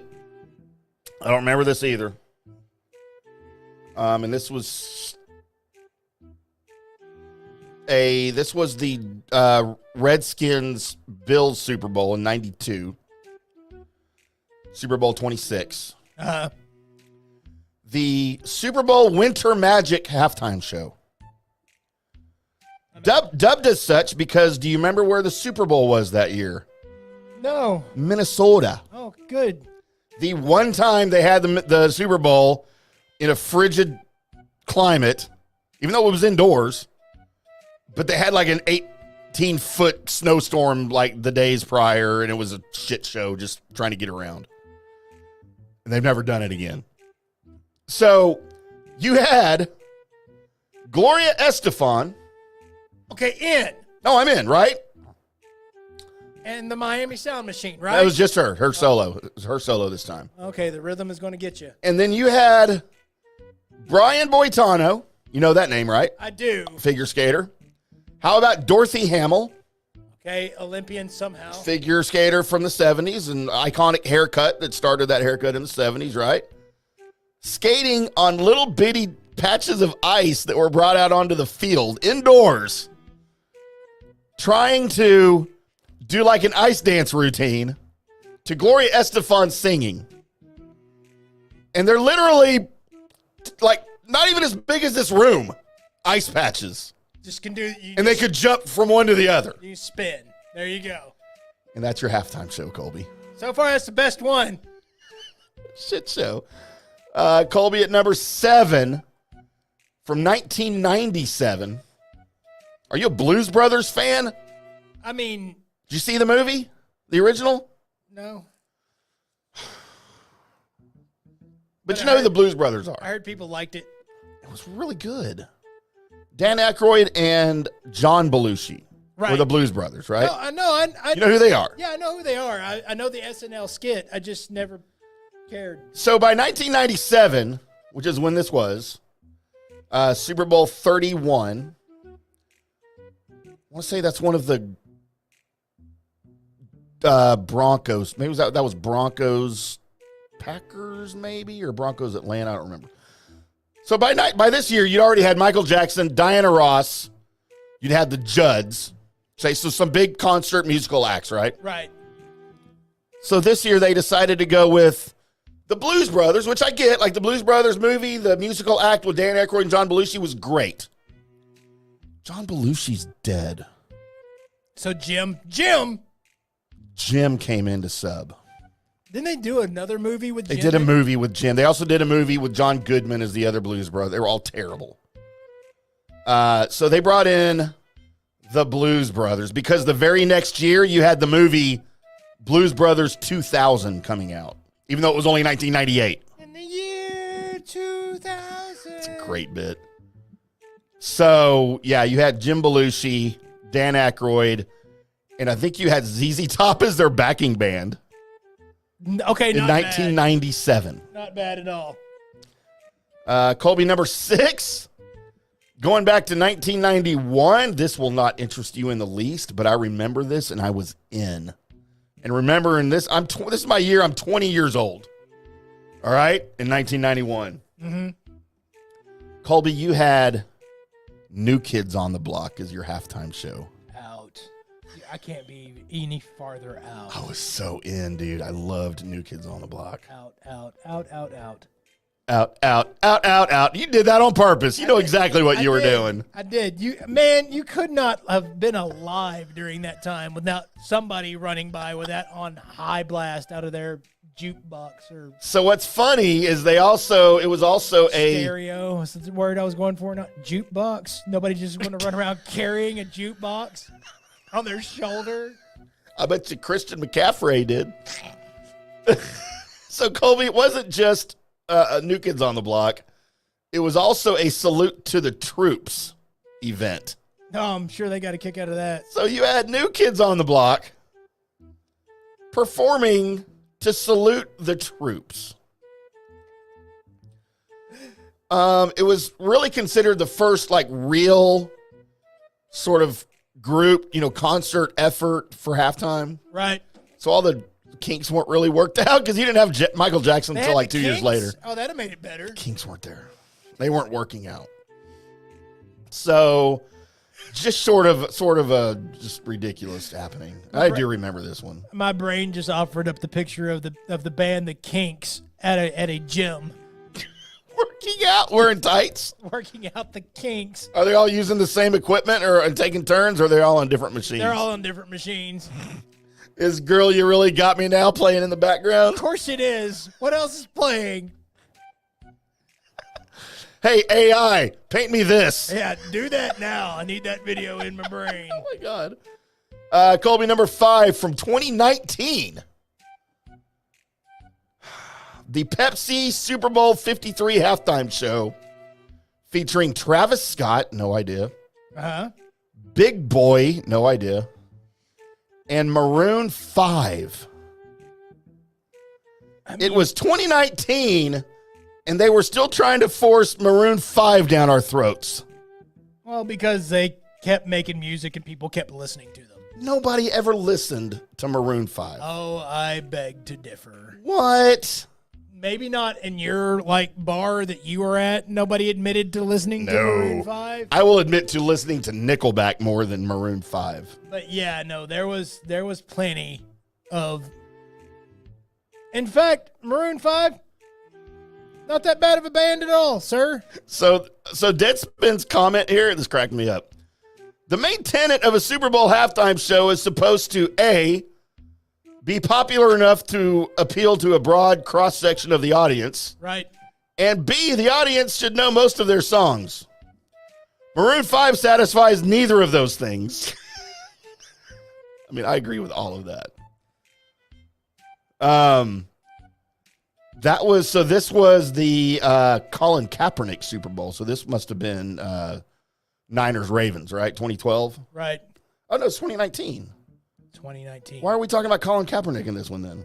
You're the one talking. I'm just Why agreeing. did you bring up Colin Kaepernick? I didn't. I was just agreeing just cuz. So anyway, it says that I guess because Colin Kaepernick was in the news still trying to get back into the league in 2019. Uh-huh. And Maroon 5 made news because in support of Colin Kaepernick, they canceled their pre-Super Bowl press conference and made news in the negative light. So, yeah, I couldn't tell you one person in Maroon 5. Colby, number 4 on our list from 2000. It is the Super Bowl 34 Disney Millennium Celebration. Oh, the Tapestry of Nations. Mm-hmm. You remember that? Well, no, I have it pulled up because I was. Oh, you looked it up. I was looking for what Super Bowl halftime shows I remembered. Right. And yeah, Edward James Olmos was involved in this. I mean, for 2000, now it's Phil Collins. Okay, Christina Aguilera. Tony Braxton. Yeah, and both of her boobs were flated at this point. Mm-hmm. Good for her. I support that. And Enrique Iglesias. You know what? Meh. But I don't understand. I remember this too, and I remember not watching it. I was getting a beer or something during halftime. I could see you not watching it. I think you're probably going to get to it, so I'll wait till you finish your list. All right, number 3, Colby. So we're on the Mount Rushmore now of the worst Super Bowl halftime shows, with Disney being the first entry. So number 3, according to Deadspin, every halftime show before 1993.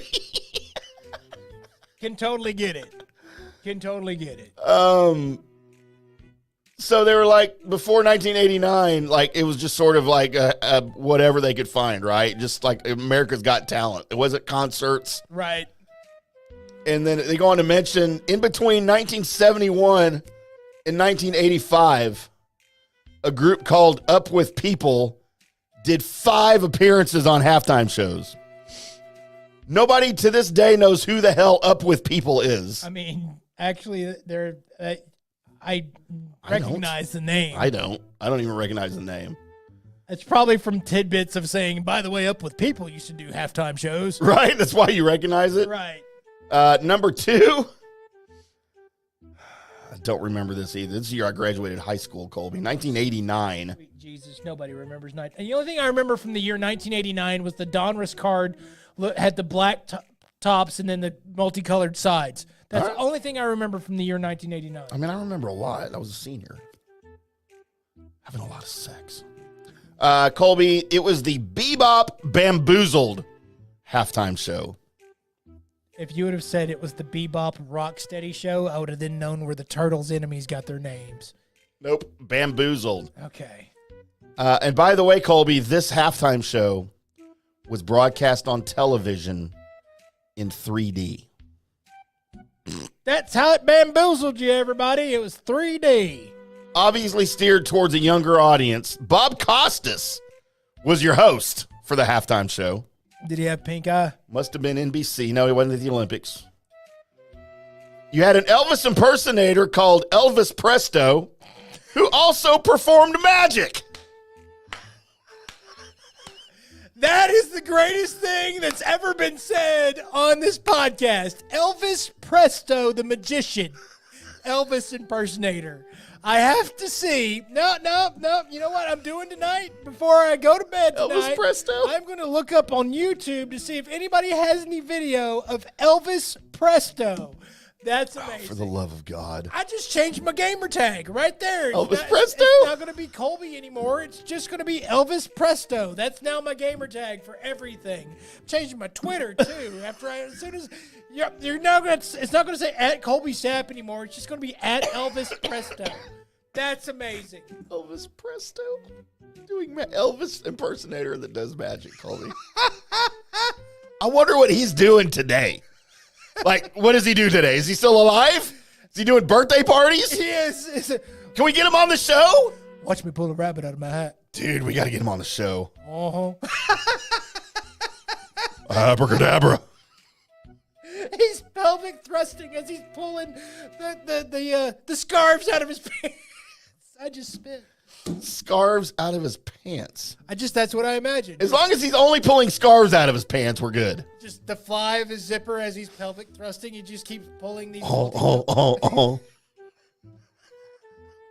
I don't know why that wasn't number 1. If that's not the. I mean, that's the greatest bit ever. That had to be number 1. I now have to see video of this. Call me number 1 from 2014. He saws a lady in half and just starts pelvic thrusting the wrong half. Or the right half, depending on It's the right half. From Super Bowl 45, as I do my Roman numeral math, She's XLV. trapped in the box. She can't go anywhere. Ho, ho, ho, ho.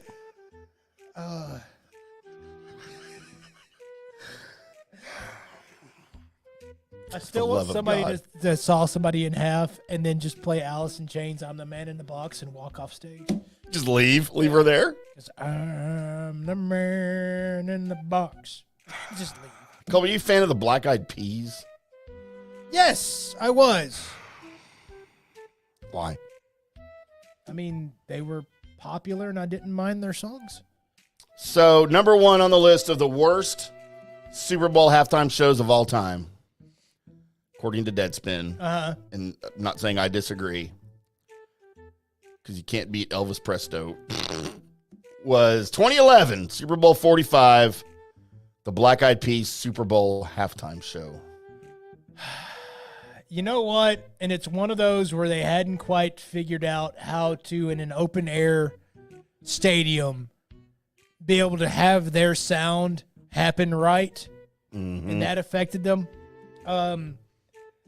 But, I mean, them on track, really good.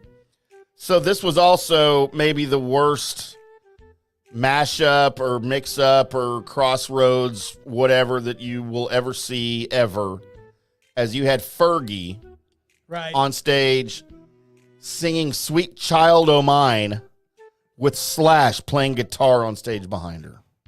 I triumph, or I say good effort for that, because it's not like you could ever get Axel to stay sane enough to do something for a Super Bowl halftime. Nobody wants to hear him do anything anymore.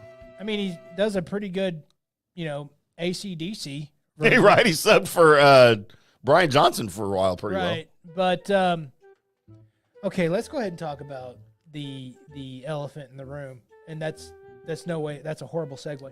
Are we talking about fat chicks now? No. Fergie was, for me, the epitome of the Sumta Hot. Oh. Sometimes she would Really? step on stage and it was just, whoa. Wow. That's all. So whoa. her more so than Lady Gaga? And then yes. And then because Lady Gaga, when she does some things just for, it's almost the Alice Cooper thing, where she goes so far. It's not for, hey, I look good. It's for, I want to shock the hell out of you. And so, good job. Like Elton John did back in the day. Yes, good job. In other words, not just, I don't need to use my looks all the time for you to look at me. Sometimes, just look up here because, wow, this is weird. Cool. Fergie would step on stage sometimes and just be like, oh my, that's one of the greatest women as far as look-wise I've ever seen. And then, but a lot of times she would step on stage and just be like, anybody else smell peanut butter? Oh, there's no way she smells good. Because I smell peanut butter. And it was weird how that, like, and it's, we've all done that to where you finally see the lady without her makeup on and all that, and you're like, whoa, you're a really good makeup artist. So, look, I don't have anything against Fergie specifically.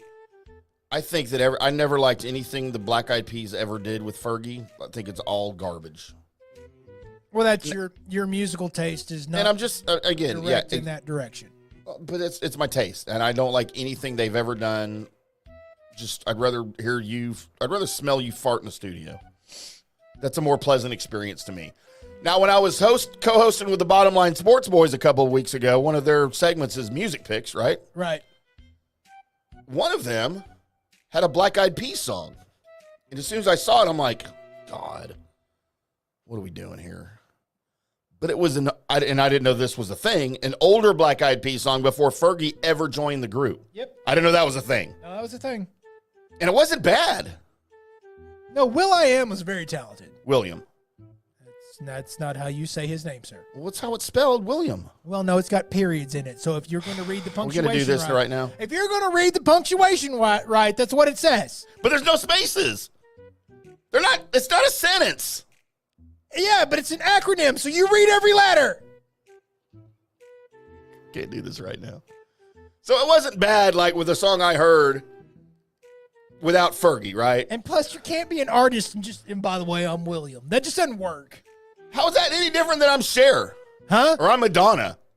Because Could be they William. were Cher and a Madonna. And also, you didn't run into 8 Madonnas on your way to school. You run into 8 Williams before you make it out of the parking lot. If you went to Catholic school, you did. Yes, but still not running into, well, I mean, yeah, now maybe, but or back then, but you weren't going to run into a whole lot of Chers either. Not unless you were at, I don't know, Wall Street, and then you'd run into a lot of Chers. Wall Street.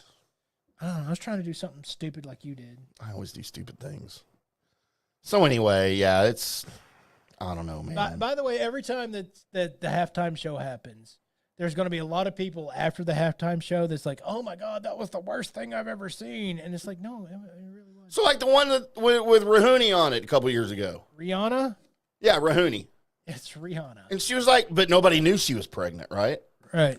Dude, I thought, like, as far as halftime shows go, like modern I thought that was amazing. Right. And I don't know her music. I know nothing about her. I thought she looked hot on stage, even obviously pregnant. Right. Not normally into pregnant chicks. The only good thing about pregnant chicks is you can't get them pregnant. You can't get them pregnant, Colby. And I thought she looked amazing. And I thoroughly enjoyed that halftime show. You know somebody that really, really, really likes pregnant chicks? Jesse Hawley. Yeah. Yeah, he does. Yeah. He does. Jesse Hawley. Jesus. Mr. Fourth and Long. It's not because of the size of his thing. But, you know, and everybody lit her up. Everybody was like, that was the worst halftime show ever. Yeah, no. And there was that one. Everybody, like, didn't like the Lady Gaga one. And I was like, it was good. Yeah, I don't remember. I don't remember hating that one, but I'm not a fan of hers, so. I'm not a fan of hers. I'm not, obviously her music's not in the my rotation, but you know, I mean, I knew going into it that this was not my music, right? So how good is what she's doing it? Well, you know, pretty damn good. All right, Colby, let's take a quick break and then come back and let's talk a little bit about Luca for a few minutes. Okay. Before we get into your world famous news and notes, does that sound acceptable to you since we've chewed up all of our other time? Yes, coming up next, we're going to talk about the Mavericks, maybe some NFL head coaches for just a wee bit, and then we're going to break into some news and notes because I got stories about aliens that you really need to fucking hear. That's all coming up on the Colby Sapp and IndyCar Tim Show. Next. Hello, sports fans. FanStream Sports. Hi, golfers. IndyCar Tim here. I want to talk to you a little bit about Golf Central Magazine. It's not just a golf magazine. It's the magazine for everything. Turf, travel, philanthropy, and lifestyle. Head over to golfcentralmag.com and check out the latest issue. Some of the regular features in Golf Central Magazine: the Golf Bachelorette of the Month, the Golf Bachelor of the Month, the Golf Cart Girl of the Month, Golf History, Grip It and Sip It. So head over to golfcentralmag.com. It's free. It's the magazine for everything: turf, travel, philanthropy, and lifestyle. Golf Central Magazine at golfcentralmag.com. We'll see you there. All right, guys, time to talk a little bit about Turf Life. You've seen the hats on our heads. You've been or seen the video of the studio. You've seen that the decals are all over the place. Turf Life. Man, it's the brand that salutes the consumer and industry players everywhere whose lives involve turf. What does that mean? That means if you play or have a business or, you know, maybe you're a sports educator, you're going to be on turf at some point. So you live the turf life. So go ahead and tell everybody you live the turf life by having your Turf Life window decal or, you know, the hat or the keychain or the something. Along that lines, just go to turflifeclub.com and become a turf head. That's what it's called when you live the turf life. You're now a turf head. And you can go join the club today, snag that window decal, or snag any other special Turf Life accessories, and go over there to that website, which is turflifeclub.com, and get your stuff and show everybody that man, I'm all about that turf life. And then you just kind of raise your coffee mug at them and go, yeah, turf life, baby. That's what it's about. And then that's the end of the commercial. Ding. That means it's done in microwave talk. Hi, golfers. IndyCar Tim here. I want to talk to you a little bit about Golf Central Magazine. It's not just a golf magazine. It's the magazine for everything. Turf, travel, philanthropy, and lifestyle. Head over to golfcentralmag.com and check out the latest issue. Some of the regular features in Golf Central Magazine: the Golf Bachelorette of the Month, the Golf Bachelor of the Month, the Golf Cart Girl of the Month, Golf History, Grip It and Sip It. So head over to golfcentralmag.com. It's free. It's the magazine for everything: turf, travel, philanthropy, and lifestyle. Golf Central Magazine at golfcentralmag.com. We'll see you there. Hey, listeners, make sure you check out the brand new FanStream Sports in-studio text line. You can reach us during any of our live shows or 24/7 at 214-937-0569. That's 214-937-0569. Text us 24/7 day or night, and we'll reply to you and make you part of the show. Coming back at you. Now, more FanStream Sports.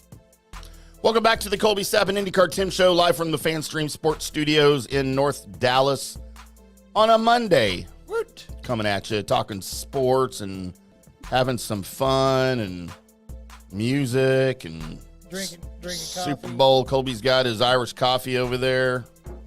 There's actually nothing Irish about that coffee. The beans were grown in Ireland, probably. Yes, they were grown in the Governor Maxwell houses. The governor of Maxwell House. Man, I don't know. I was slipping into an Irish Scottish, and then Good day, mate. It failed. We are brought to you, as always, by Turf Life, the brand that celebrates the consumer and industry players whose lives involve turf. Head over to turflife.club, get your window decal, get some other Turf Life accessories, and show how much you love sports that's played outdoors and on turf and things like that. Turflife.club, Colby. That's right. So I want it. We don't talk a lot of Mavericks, mainly because I don't give a shit about the Mavericks. But I do. I've been watching, Colby. I've been watching the 10-minute, what do they call them, recaps or whatever. Right. I don't have the stomach to watch the games. I can't watch the games because I don't get ballies. You should have just said that part. Oh. But you did see the new contract agreement where I believe Mark Followell said, I'm sure it was announced elsewhere, but I saw it on Mark's Twitter feed, that WFAA locally here in Dallas, Channel 8, the ABC affiliate, will be broadcasting Mavericks games. Okay. So that everyone can watch, which is good. All right, can we get that for our baseball team? That would And be our amazing. hockey team? Good God. Instead of K-Star 49. That was a long time ago. Do you remember that? Yes. The Mavs on You know K-Star what? 49. You know what? I would be okay with that. I would too. Because I could somehow pick it up. It'd be so great. But Stand outside with the clothes hanger that's attached to your TV. nobody knows what that means. So, Colby, we talked about the Mavericks last probably 2 or 3 weeks into the season. Right. And they were rolling. They were clicking. Everything was fine. I think at that point they had lost 2 or 3 in a row, but you were like, oh, they're still like 21-9 or whatever it was, 11 and whatever it was. Right. And still playing well, still going strong. And so remember my prediction going into the season? But they were going to miss the playoffs. They're going to miss the playoffs, Colby. Okay. Right now in the Southwest Division, they are second behind the Pelicans. Right. The Mavericks are indeed 25-21 for the record. So in the West, you say they're 8th. I didn't pull that up yet. They are. But yes, so in the I'll take your word for it. Oh, here we go. Yeah, in the West, they are 8th behind the Pelicans. Your Oklahoma City, wow, they're good. Again, I didn't realize that. They're okay. Well, they're first in the West. They're okay, yes. So, but the Mavericks have lost 6 of their last 9. Correct. They're not doing. They're going through a horrible stretch. They're going through a horrible stretch, but it's the kind of stretch where you're not losing 7 in a row, 8 in a row that raises all of the red flags. Instead, you're on a sustained stretch where you're losing 5 of 6, and then 2 of 3, and then you'll win a couple, then you'll lose 4 of 6. Like, it's not, if you just look at the win-loss, if you look at the schedule, You just see LLWW, LLLW. Like it's not very encouraging. No. And what I specifically wanted to talk about here was Luka's 73. All right, everybody. You wanted to talk about the positive note. I wanted to talk about Luka's 73 and why it doesn't mean diddly poop. I mean, they won the game because of it. They won the game because of it. Right. One game. I still think, and you know my thoughts on Luka. Yeah. I'm not a fan. Oh, God. Yes, I recognize his individual talent. He's one of the best players on any court out there at any given point on any night. I get it. I still don't think, and again, I've been watching games or the whatever, recaps of games. Dude, I just don't think he's a good teammate. I still don't think he's a good teammate. And you combine that with a head coach who doesn't know how to coach Luka, who was brought in here because you thought he could coach Luka. And now Jason Kidd is showing that he is clueless when it comes to coaching this group of, not just Luka, this group of guys. I don't think he knows anything about what he's doing with this group of guys. And it's disheartening. It's hard to watch. And it's hard to find positives. Again, other than Luka scoring 73, that's awesome. But what does it do for the team as a whole? The aspect that you're, missing on this, and I think Jason Kidd is missing as well. And I believe that the players have bought out on Jason Kidd, and where you can see that at is not on the offensive side. Offensively, they're rolling, they're hitting good percentages, they're doing good offensively. Defensively, and this is not because Luka is a detriment anymore on the defensive side. Luka is actually serviceable on the defensive side. He's okay with his guy. Is he the greatest? No. Do you need him to be the greatest? No. The rest of your defense as a whole, the defensive unit as a whole for the Dallas Mavericks is non-existent. It's not there. And one of the things during the season where I was like, I can't believe this job that Jason Kidd is doing was that defensively, he had the team buying in. And they played a pretty solid defense, especially for the team that they were. They played a pretty solid defense. And now you look defensively at the Dallas Mavericks, and it is piss poor. So to help you prove your point, can I just rattle off real quick some of the recent scoring totals allowed by the Mavs? Yes. 120, 143, 132, 119, 127, 120, 118, 124, 120, 115, 103. Not bad. 87 to the Trailblazers. But you see the pattern. Right. Now in today's NBA, if you were to hold a team to under 110, you did okay. Mm-hmm. You did okay. That could have been a monumental effort depending on how the game flow happened, because the game is moving at a lot faster pace than when you're like, oh man, that team won 78 to whatever. But defensively, they're just not able to slow up or even hamper slightly any offensive game plan that's in front of them. And that has to do with a team defense that is not working whatsoever.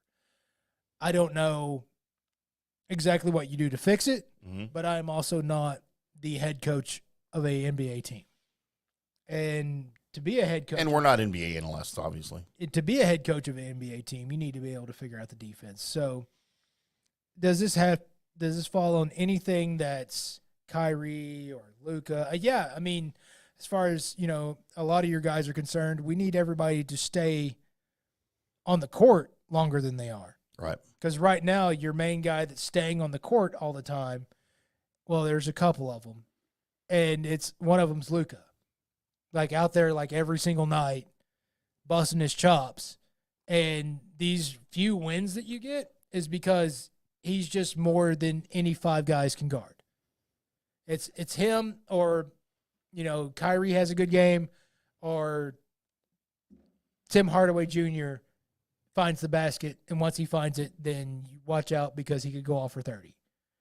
And other than that, you're having a little bit of a slump from on and off the court from trouble getting on the court and then staying on the court with Lively, your center. Yeah. Who's, for what you thought you were getting, pretty damn good. But just a little bit of inconsistency. He's a rookie. You're going to have some inconsistency. You can't count on that every single time. And he shouldn't have to be contributing this much as a rookie. But he's pretty damn good, and he's better than what you got. And that's part of the problem. Well, it's also part of the fix is when you drafted him because you knew that he was better than what you had. Right. So you can see where this thing is building in the right direction. I do actually expect, I don't know what they would trade for, but I know the trade deadline's coming up, and you either need to offload or go get one of those things to happen. Whether it'll happen, I don't know. So here's my question then, Colby. Mm-hmm. Let me ask you this. Obviously, you're way more in tune with this than I am. Is Jason Kidd the guy? As of right now, no. As of right now, no. I fought you on that because of, again, I saw something switch for the better when he was the head coach, when he first came in, was that I saw a team buy in. And I'm slowly starting to see them buy out. See, I think he lost the team in the playoffs last year and late in the season when they were slumping, and he was like, you know what, you guys are pros. Y'all go figure it out. That's not how you coach a team. I can't say that's not or is how you coach a team just because I would think he knows the locker room better than I do. You would think. But I'm not sure he does. But as far as watching them now, it just doesn't look like they're buying into what he's selling. Mm-hmm. This has been my fear, man. When they hired him, I told you I had reservations. You did, but a lot of times you have reservations for stupid reasons. They weren't stupid. And your reasons for having reservations were kind of dumb. No, they were based on his history as a head coach in the league. That's what I based it on. That and on the current team that we had and how many young players we had. And the fact that he was brought in here, like they mentioned this when they hired him, to groom Luka. And I don't know where that came from because at no time did I ever think Jason Kidd would be capable of grooming Luka. He's not a groomer. Doesn't have the right shears. His clippers are broken, Colby. All right, then. The cord snapped. And I did. And look, and I'm a Mavs fan when they're doing well. All right, I'm a fair weather fan. I am. I'll throw that out there. If they go to the playoffs, and I did last year, I watched every playoff game. And we talked about it on the show. Yep. But I also saw stuff, and you discounted my what I saw and the things that I said, and it's fine because I'm a numbskull. We all know it. It's great, and I don't want to be right about stuff like that. But dude, the Jason Kidd hire was not a smart one. Who else would I have rather had? I don't know anybody else. I don't know coaches. You have to remember that a lot of times, and if you pay attention to this podcast, you'll understand like me that a lot of times Tim's has sports opinions about the home teams that are all negative. And he's going to be proven right more times than not because, well, if every sports team that's a home team won the championship, I think the world would end. If like the Mavericks and the Stars and the Cowboys and the Texas Rangers and your favorite college team all won their championship the same season, and you were right about cheering for your home team, and everything was happening, and everything's butterflies and rainbows and unicorns, and no lawyers ever existed again, and it was just constant euphoria, then, we would all be right. But so Tim chooses the school of broadcasting that he learned from Arnie Spanier, which is, what I'm going to do is I'm going to make fun of and tell you that everything's bad. It's not true. And everything sucks. And your team sucks. And that's bad, and this is why they're not winning the championship, and why do I have a line open? And he's just going to do that. Longhorns suck. Yes. Tell you why the Cowboys suck. Told you, Colby, they were going to suck. Well, yeah, I know. Look at history. But still, tell you why this team's not going to win the championship. Because they're not, Tim. Because they don't. But that's not what I do. When I was talking about the Mavs, I had very specific reasons why I felt like I did. So did Arnie. No, Arnie's were because they suck. No, I'm telling you, this Tony Romo kid's just never going to win it. That's not a reason. It's because he's just throwing the ball all over the place, and he's just a gunslinger. You just can't win with that. And where's the defense, Colby? Are you trying to compare me in my broadcast style to Arnie Spanier? Yes. Then I'm going to the Hall of Fame. Yes. We got to get Arnie on the show, by the way. You are. I mean, that's your thing, brother. It's not on purpose. Like he did it on purpose. He just tried to rile up Cowboys fans and Longhorns fans and Mavericks fans. I don't even know if y'all ever talked basketball. I don't remember that. Yeah, no, yeah, I love basketball. You want to go play basketball? Let's go play basketball. The ultimate try hard at basketball. Like, it's one-on-one, me and him, and he is diving for basketballs on an outside court with nobody watching. Oh, jeez. Bring it down a notch, Arnie. Why are you not trying? It's like, I just thought we were coming out here to shoot around and, Thought we were going to play horse. What is going on here? He's huffing and puffing and, you been eating those salt sandwiches, Colby? Shut up, Arnie. Gotta love Arnie. Hey, how much money do you think it would cost for us to recreate in this studio the Arnie Spanier show? The Arnie Spanier for one night and one night only. I have no idea. To get Arnie Spanier back in Dallas. I mean, it'd be a flight and you'd have to pay him to be here. And then have you and you and Slow Jeff. We'd have to rename him for the night. Just for the night. All right. Okay, first of all, you think that Kavanaugh would do that? There's no way, right? I mean, he might. There's no fucking way he would do that. Hey, Jeff, can you just for one night, dude? Here's $1,000. Right. Yeah, I mean, for 3 hours. Take more than that. That's kind of what you don't think he'd do it for $1,000 for 3 hours to come and get ripped by Arnie? I mean, he might, if you just tell him, hey, Arnie's at the studio, want to come hang out, then he might just show up. Yeah. Just walk through. Hey, guys. With some beer. I'm like, Jeff, we got Fireball, we got Jaeger, we got vodka, and we got Miller Lite, most importantly. That's right. Now, dude, how epic would that be? Like, I feel like the hard part would be Arnie. Yeah, it would probably he's like being in Arnie on Buffalo screen. or something, right? Right. God, that would be greatness, though. I know, we'll figure it out. Throw it to me. I'm going to work on that. Hey, Colby. More me. What's up with you? Uh-huh. As we go here. Thank you, Tim. More me. Thank you, me. Thank you, you, for making it sound good. News and Notes is where I search the World Wide Web for the weird. Internets. By God, I found it. Let's go to Colorado. Yeehaw. Because, weed and stuff. Weed and stuff. That's not what I think of when I think of Colorado. I think of snow. But the other reason why we're going there is because I don't know what this guy was planning on doing. So the gentleman is a 39-year-old man, and they didn't list his name. Wait, no, they just identified him, but didn't actually list his name. All right, well, but the weirdest crime ever, as police are seeking a man accused of stealing nearly $30,000 in underwear from apartment laundry rooms. Wait, what? Okay. I have questions. I do too, but officers searching the 39-year-old man's home found more than 500 panties, bras, and piece of lingerie stolen over a 3-year period. So this is women's underwear. Specifically. Oh. Okay. Okay. All right, so step 1. Over a 3-year period, steal $30,000 worth of women's underwear.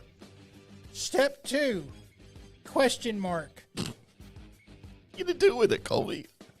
Step 3, get eBay? caught by cops. Step 1, steal. I mean, you've got to be just randomly stealing one piece or two, because you can't just go through and steal everything. They'll notice. Like all from the same apartment complex? All from the same apartment complex. So everyone in the apartment complex no longer has underwear. Are missing, yeah. And how do you accumulate $30,000 worth? That's what I was gonna say. Like, this is all like Victoria's Secret stuff, right? I guess. Because it's not just, Walmart. you know, Pennies. Hanes. I mean, for I know how her. much those cost. I mean, I'm wearing some right now. but again, step 1, steal all the underwear you can. Step 2, what? What are you gonna do with it? I don't know. Like, do you think he got where he just like started doing it like for the thrill, and because he like is demented that way and wanted women's panties and bras and whatever? Right. And then once you get going, you're just like, this is kind of fun. Like I just want to keep stealing it. It's a rush. It's a thrill, right? Right. With no thoughts on what are you going to do with all of it, where you're going to put it, if they'll notice, like none of that. That wasn't even part of the plan. Just kept it in his apartment. Yeah, like in his dishwasher and stuff. My next question is, were they before or after the cleaning happened? Well, they have to be like while they're in a dryer, right? And unattended. Because they take them into the laundromat or whatever. Right. Dirty, and they immediately put them in the wash. Right. So you're not going to get them in between that process. No. But you could get them in between wash and dry if the cycle is done and they haven't yet come to get them to put them in the dryer. Or After they're in the dryer and they've already left, you could just pull them out of the dryer. Or they take multiple baskets there and they just run. There's only one machine. But would you leave your laundry unattended? I wouldn't think anybody would get my laundry. Especially chicks. My next question is, if you got any of them before, is any of them before from 3 years ago that still haven't been cleaned? What does that smell like? I don't. Tuna? Does your apartment have a different smell than all the other? Does the maintenance guy walk in and go, Like, surely neighbors would be complaining, right? what is that smell? Some guys got tuna in the microwave. Right. It's like that one time that Lucius up at the fan, God, put some kind of salmon in the microwave, but it was like 2 nights ago salmon or something like that. The whole MFing place smelled like a fish market. Wasn't he still Alex when that happened? That was still Alex when that happened. was still Alex when that happened. Alex Alexander. That's right. Love Lucius. Let's go from there to Alex Collier. Those that don't know, he was a helicopter pilot. I believe that was in the 80s or 90s. They had helicopters back then? Yes.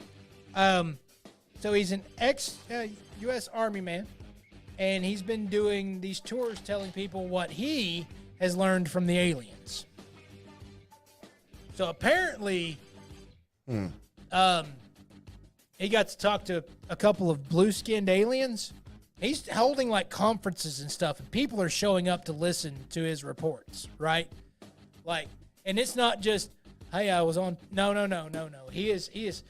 Now it's slowly giving more information throughout time. It's like, wouldn't you tell us all about this? But they're blue-skinned. They're blue-skinned, right? You're not your green-skinned alien. So he was an Avatar. Well, by the way, they're Andromedans, or Andromedians. From the Andromeda Galaxy, our nearest galaxy. Yeah.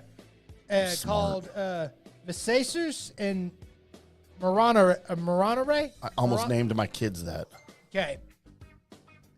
So they appear to know a lot of details about the universe. Now, here's one that he threw out there from his writing down of his, 3 weeks or something that he spent with them. By the way, they had him wear a belt so that he could communicate with them. So basically this belt, It's an interpreter? was a interpreter of something as their mental talk or whatever. Right. He was able to receive it and then talk back to them through his belt. I need a belt. But during the time, he said that they said that there were these two Andromedians said that there was over 135 billion humans out there. How, 135 billion? Humans. In space? In space. I mean, maybe that's where we go when we die. Wait, has there been that many humans that ever exist? There's not been that many that even existed. No, so I don't know. Not from Earth. No, but from other planets. Yeah, maybe from other planets. So they say, or he says that they say, because I didn't talk to him. Has this report been confirmed? Yeah, no, we can't get Moranane or we could get him on the show for comment. Viseus to comment about this, but We tried. 135 billion humans that are out there in the universe. In other words, there's other planets that have basically just produced humans. So do they all just physically exactly look like humans, like on other planets? Like, do they have Elvis impersonators that do magic? Just there's their version of Elvis Presto out there. Presto. But my major question about this is that, so, like, is that going to freak everybody out when aliens finally do land here and they just walk out and they look like us? So, like every space show from the 70s. Right. Battlestar Galactica, humans are out, they come home. Right. That would be cool. That would be cool. Like, we wouldn't be afraid of them, right? No, but we'd also think they were time travelers. We wouldn't automatically think they were aliens. Oh, see, that wouldn't be my first thought. It's like, you showed up in a spaceship that I've never seen before, and you look like me. I'm going to think, oh, what year are you from? Oh, see, I wouldn't think that immediately. I would be like, what planet are you from? Because if it's an entire spaceship of people, I'm not going to assume the entire spaceship is a time travel machine. Oh, did y'all come here from the end of the earth? When did that happen? Are y'all Battlestar Galactica? Is your ship called the Galactica? Right. That's what nobody knows what the hell I'm talking about. Are the Cylons attacking? Where's the furry robot bear at? Has anybody seen Templeton Peck? What was his name? I don't remember. Muffet. I had the toy. It was Muffet. It was. By the way, Templeton Peck. That was A-Team, sir, not Starbuck. Right, but it's the same. I know. Clarifying for everyone else. But yeah, no, that would. And Apollo. But when they show up and they're like, by the way, y'all want to come visit our planet? It's like, hell yeah. Yes. First of all, spring break. I mean, so if you land one of them, is it you had sex with an alien, right? I mean, technically, because the definition of an alien is not from this planet. Well, it's not from where you're from. Right. Like, technically, people from Mexico are aliens. Because the word alien just means, like, from a foreign place. From an alien nation. That was a different movie. Yeah. But I got you. So there you go. By the way, Cassiopeia from the 70s Battlestar Galactica was on. I mean, the new Battlestar is not bad. Never seen it. You wouldn't like it. Do you remember Sheba from the 70s one? I remember She-Ra. She-Ra is not from Battlestar Galactica. No, but she is from space. Oh, was she? Yeah, you don't think all that shit happened on Earth, do you? Yeah. No, Thought it did. No. Thought it was part of Earth. Like in a different time, like from a long time ago on an Earth far, far away. Yeah, that's the reason why it wasn't even Oh, on that's Earth. right. It was Eternia. Yes. Impressed that I remember that. I kind of. Me too. Pulled that out of my ass. I want to go to Eternia. That seems like too close to eternity. I would dominate Skeletor, by the way. Nah. So, yeah, I guess we should end it because we're way past. That's news and notes, everybody. Thank you, Colby Sab, as we dropped so much useless crap about space and Eternia and He-Man and Cylons. I don't know why I picked so many stories. And Starbuck and Apollo and Captain Adama. Yeah, just dismount this motherfucker. We want to thank everybody who made this one possible. Turf Life, Golf Central Magazine, Colby's Gym. That's right. Because Colby's da man. Still allowed to say da man? You did. I did. We will be back on Wednesday in just 2 days with another Colby Sapp and IndyCar Tim show. Until then, boys. Wait, what's my dismount? I forgot. I almost said y'all keep hitting them straight. We'll see ya. Until then, we'll do stuff and talk to you later.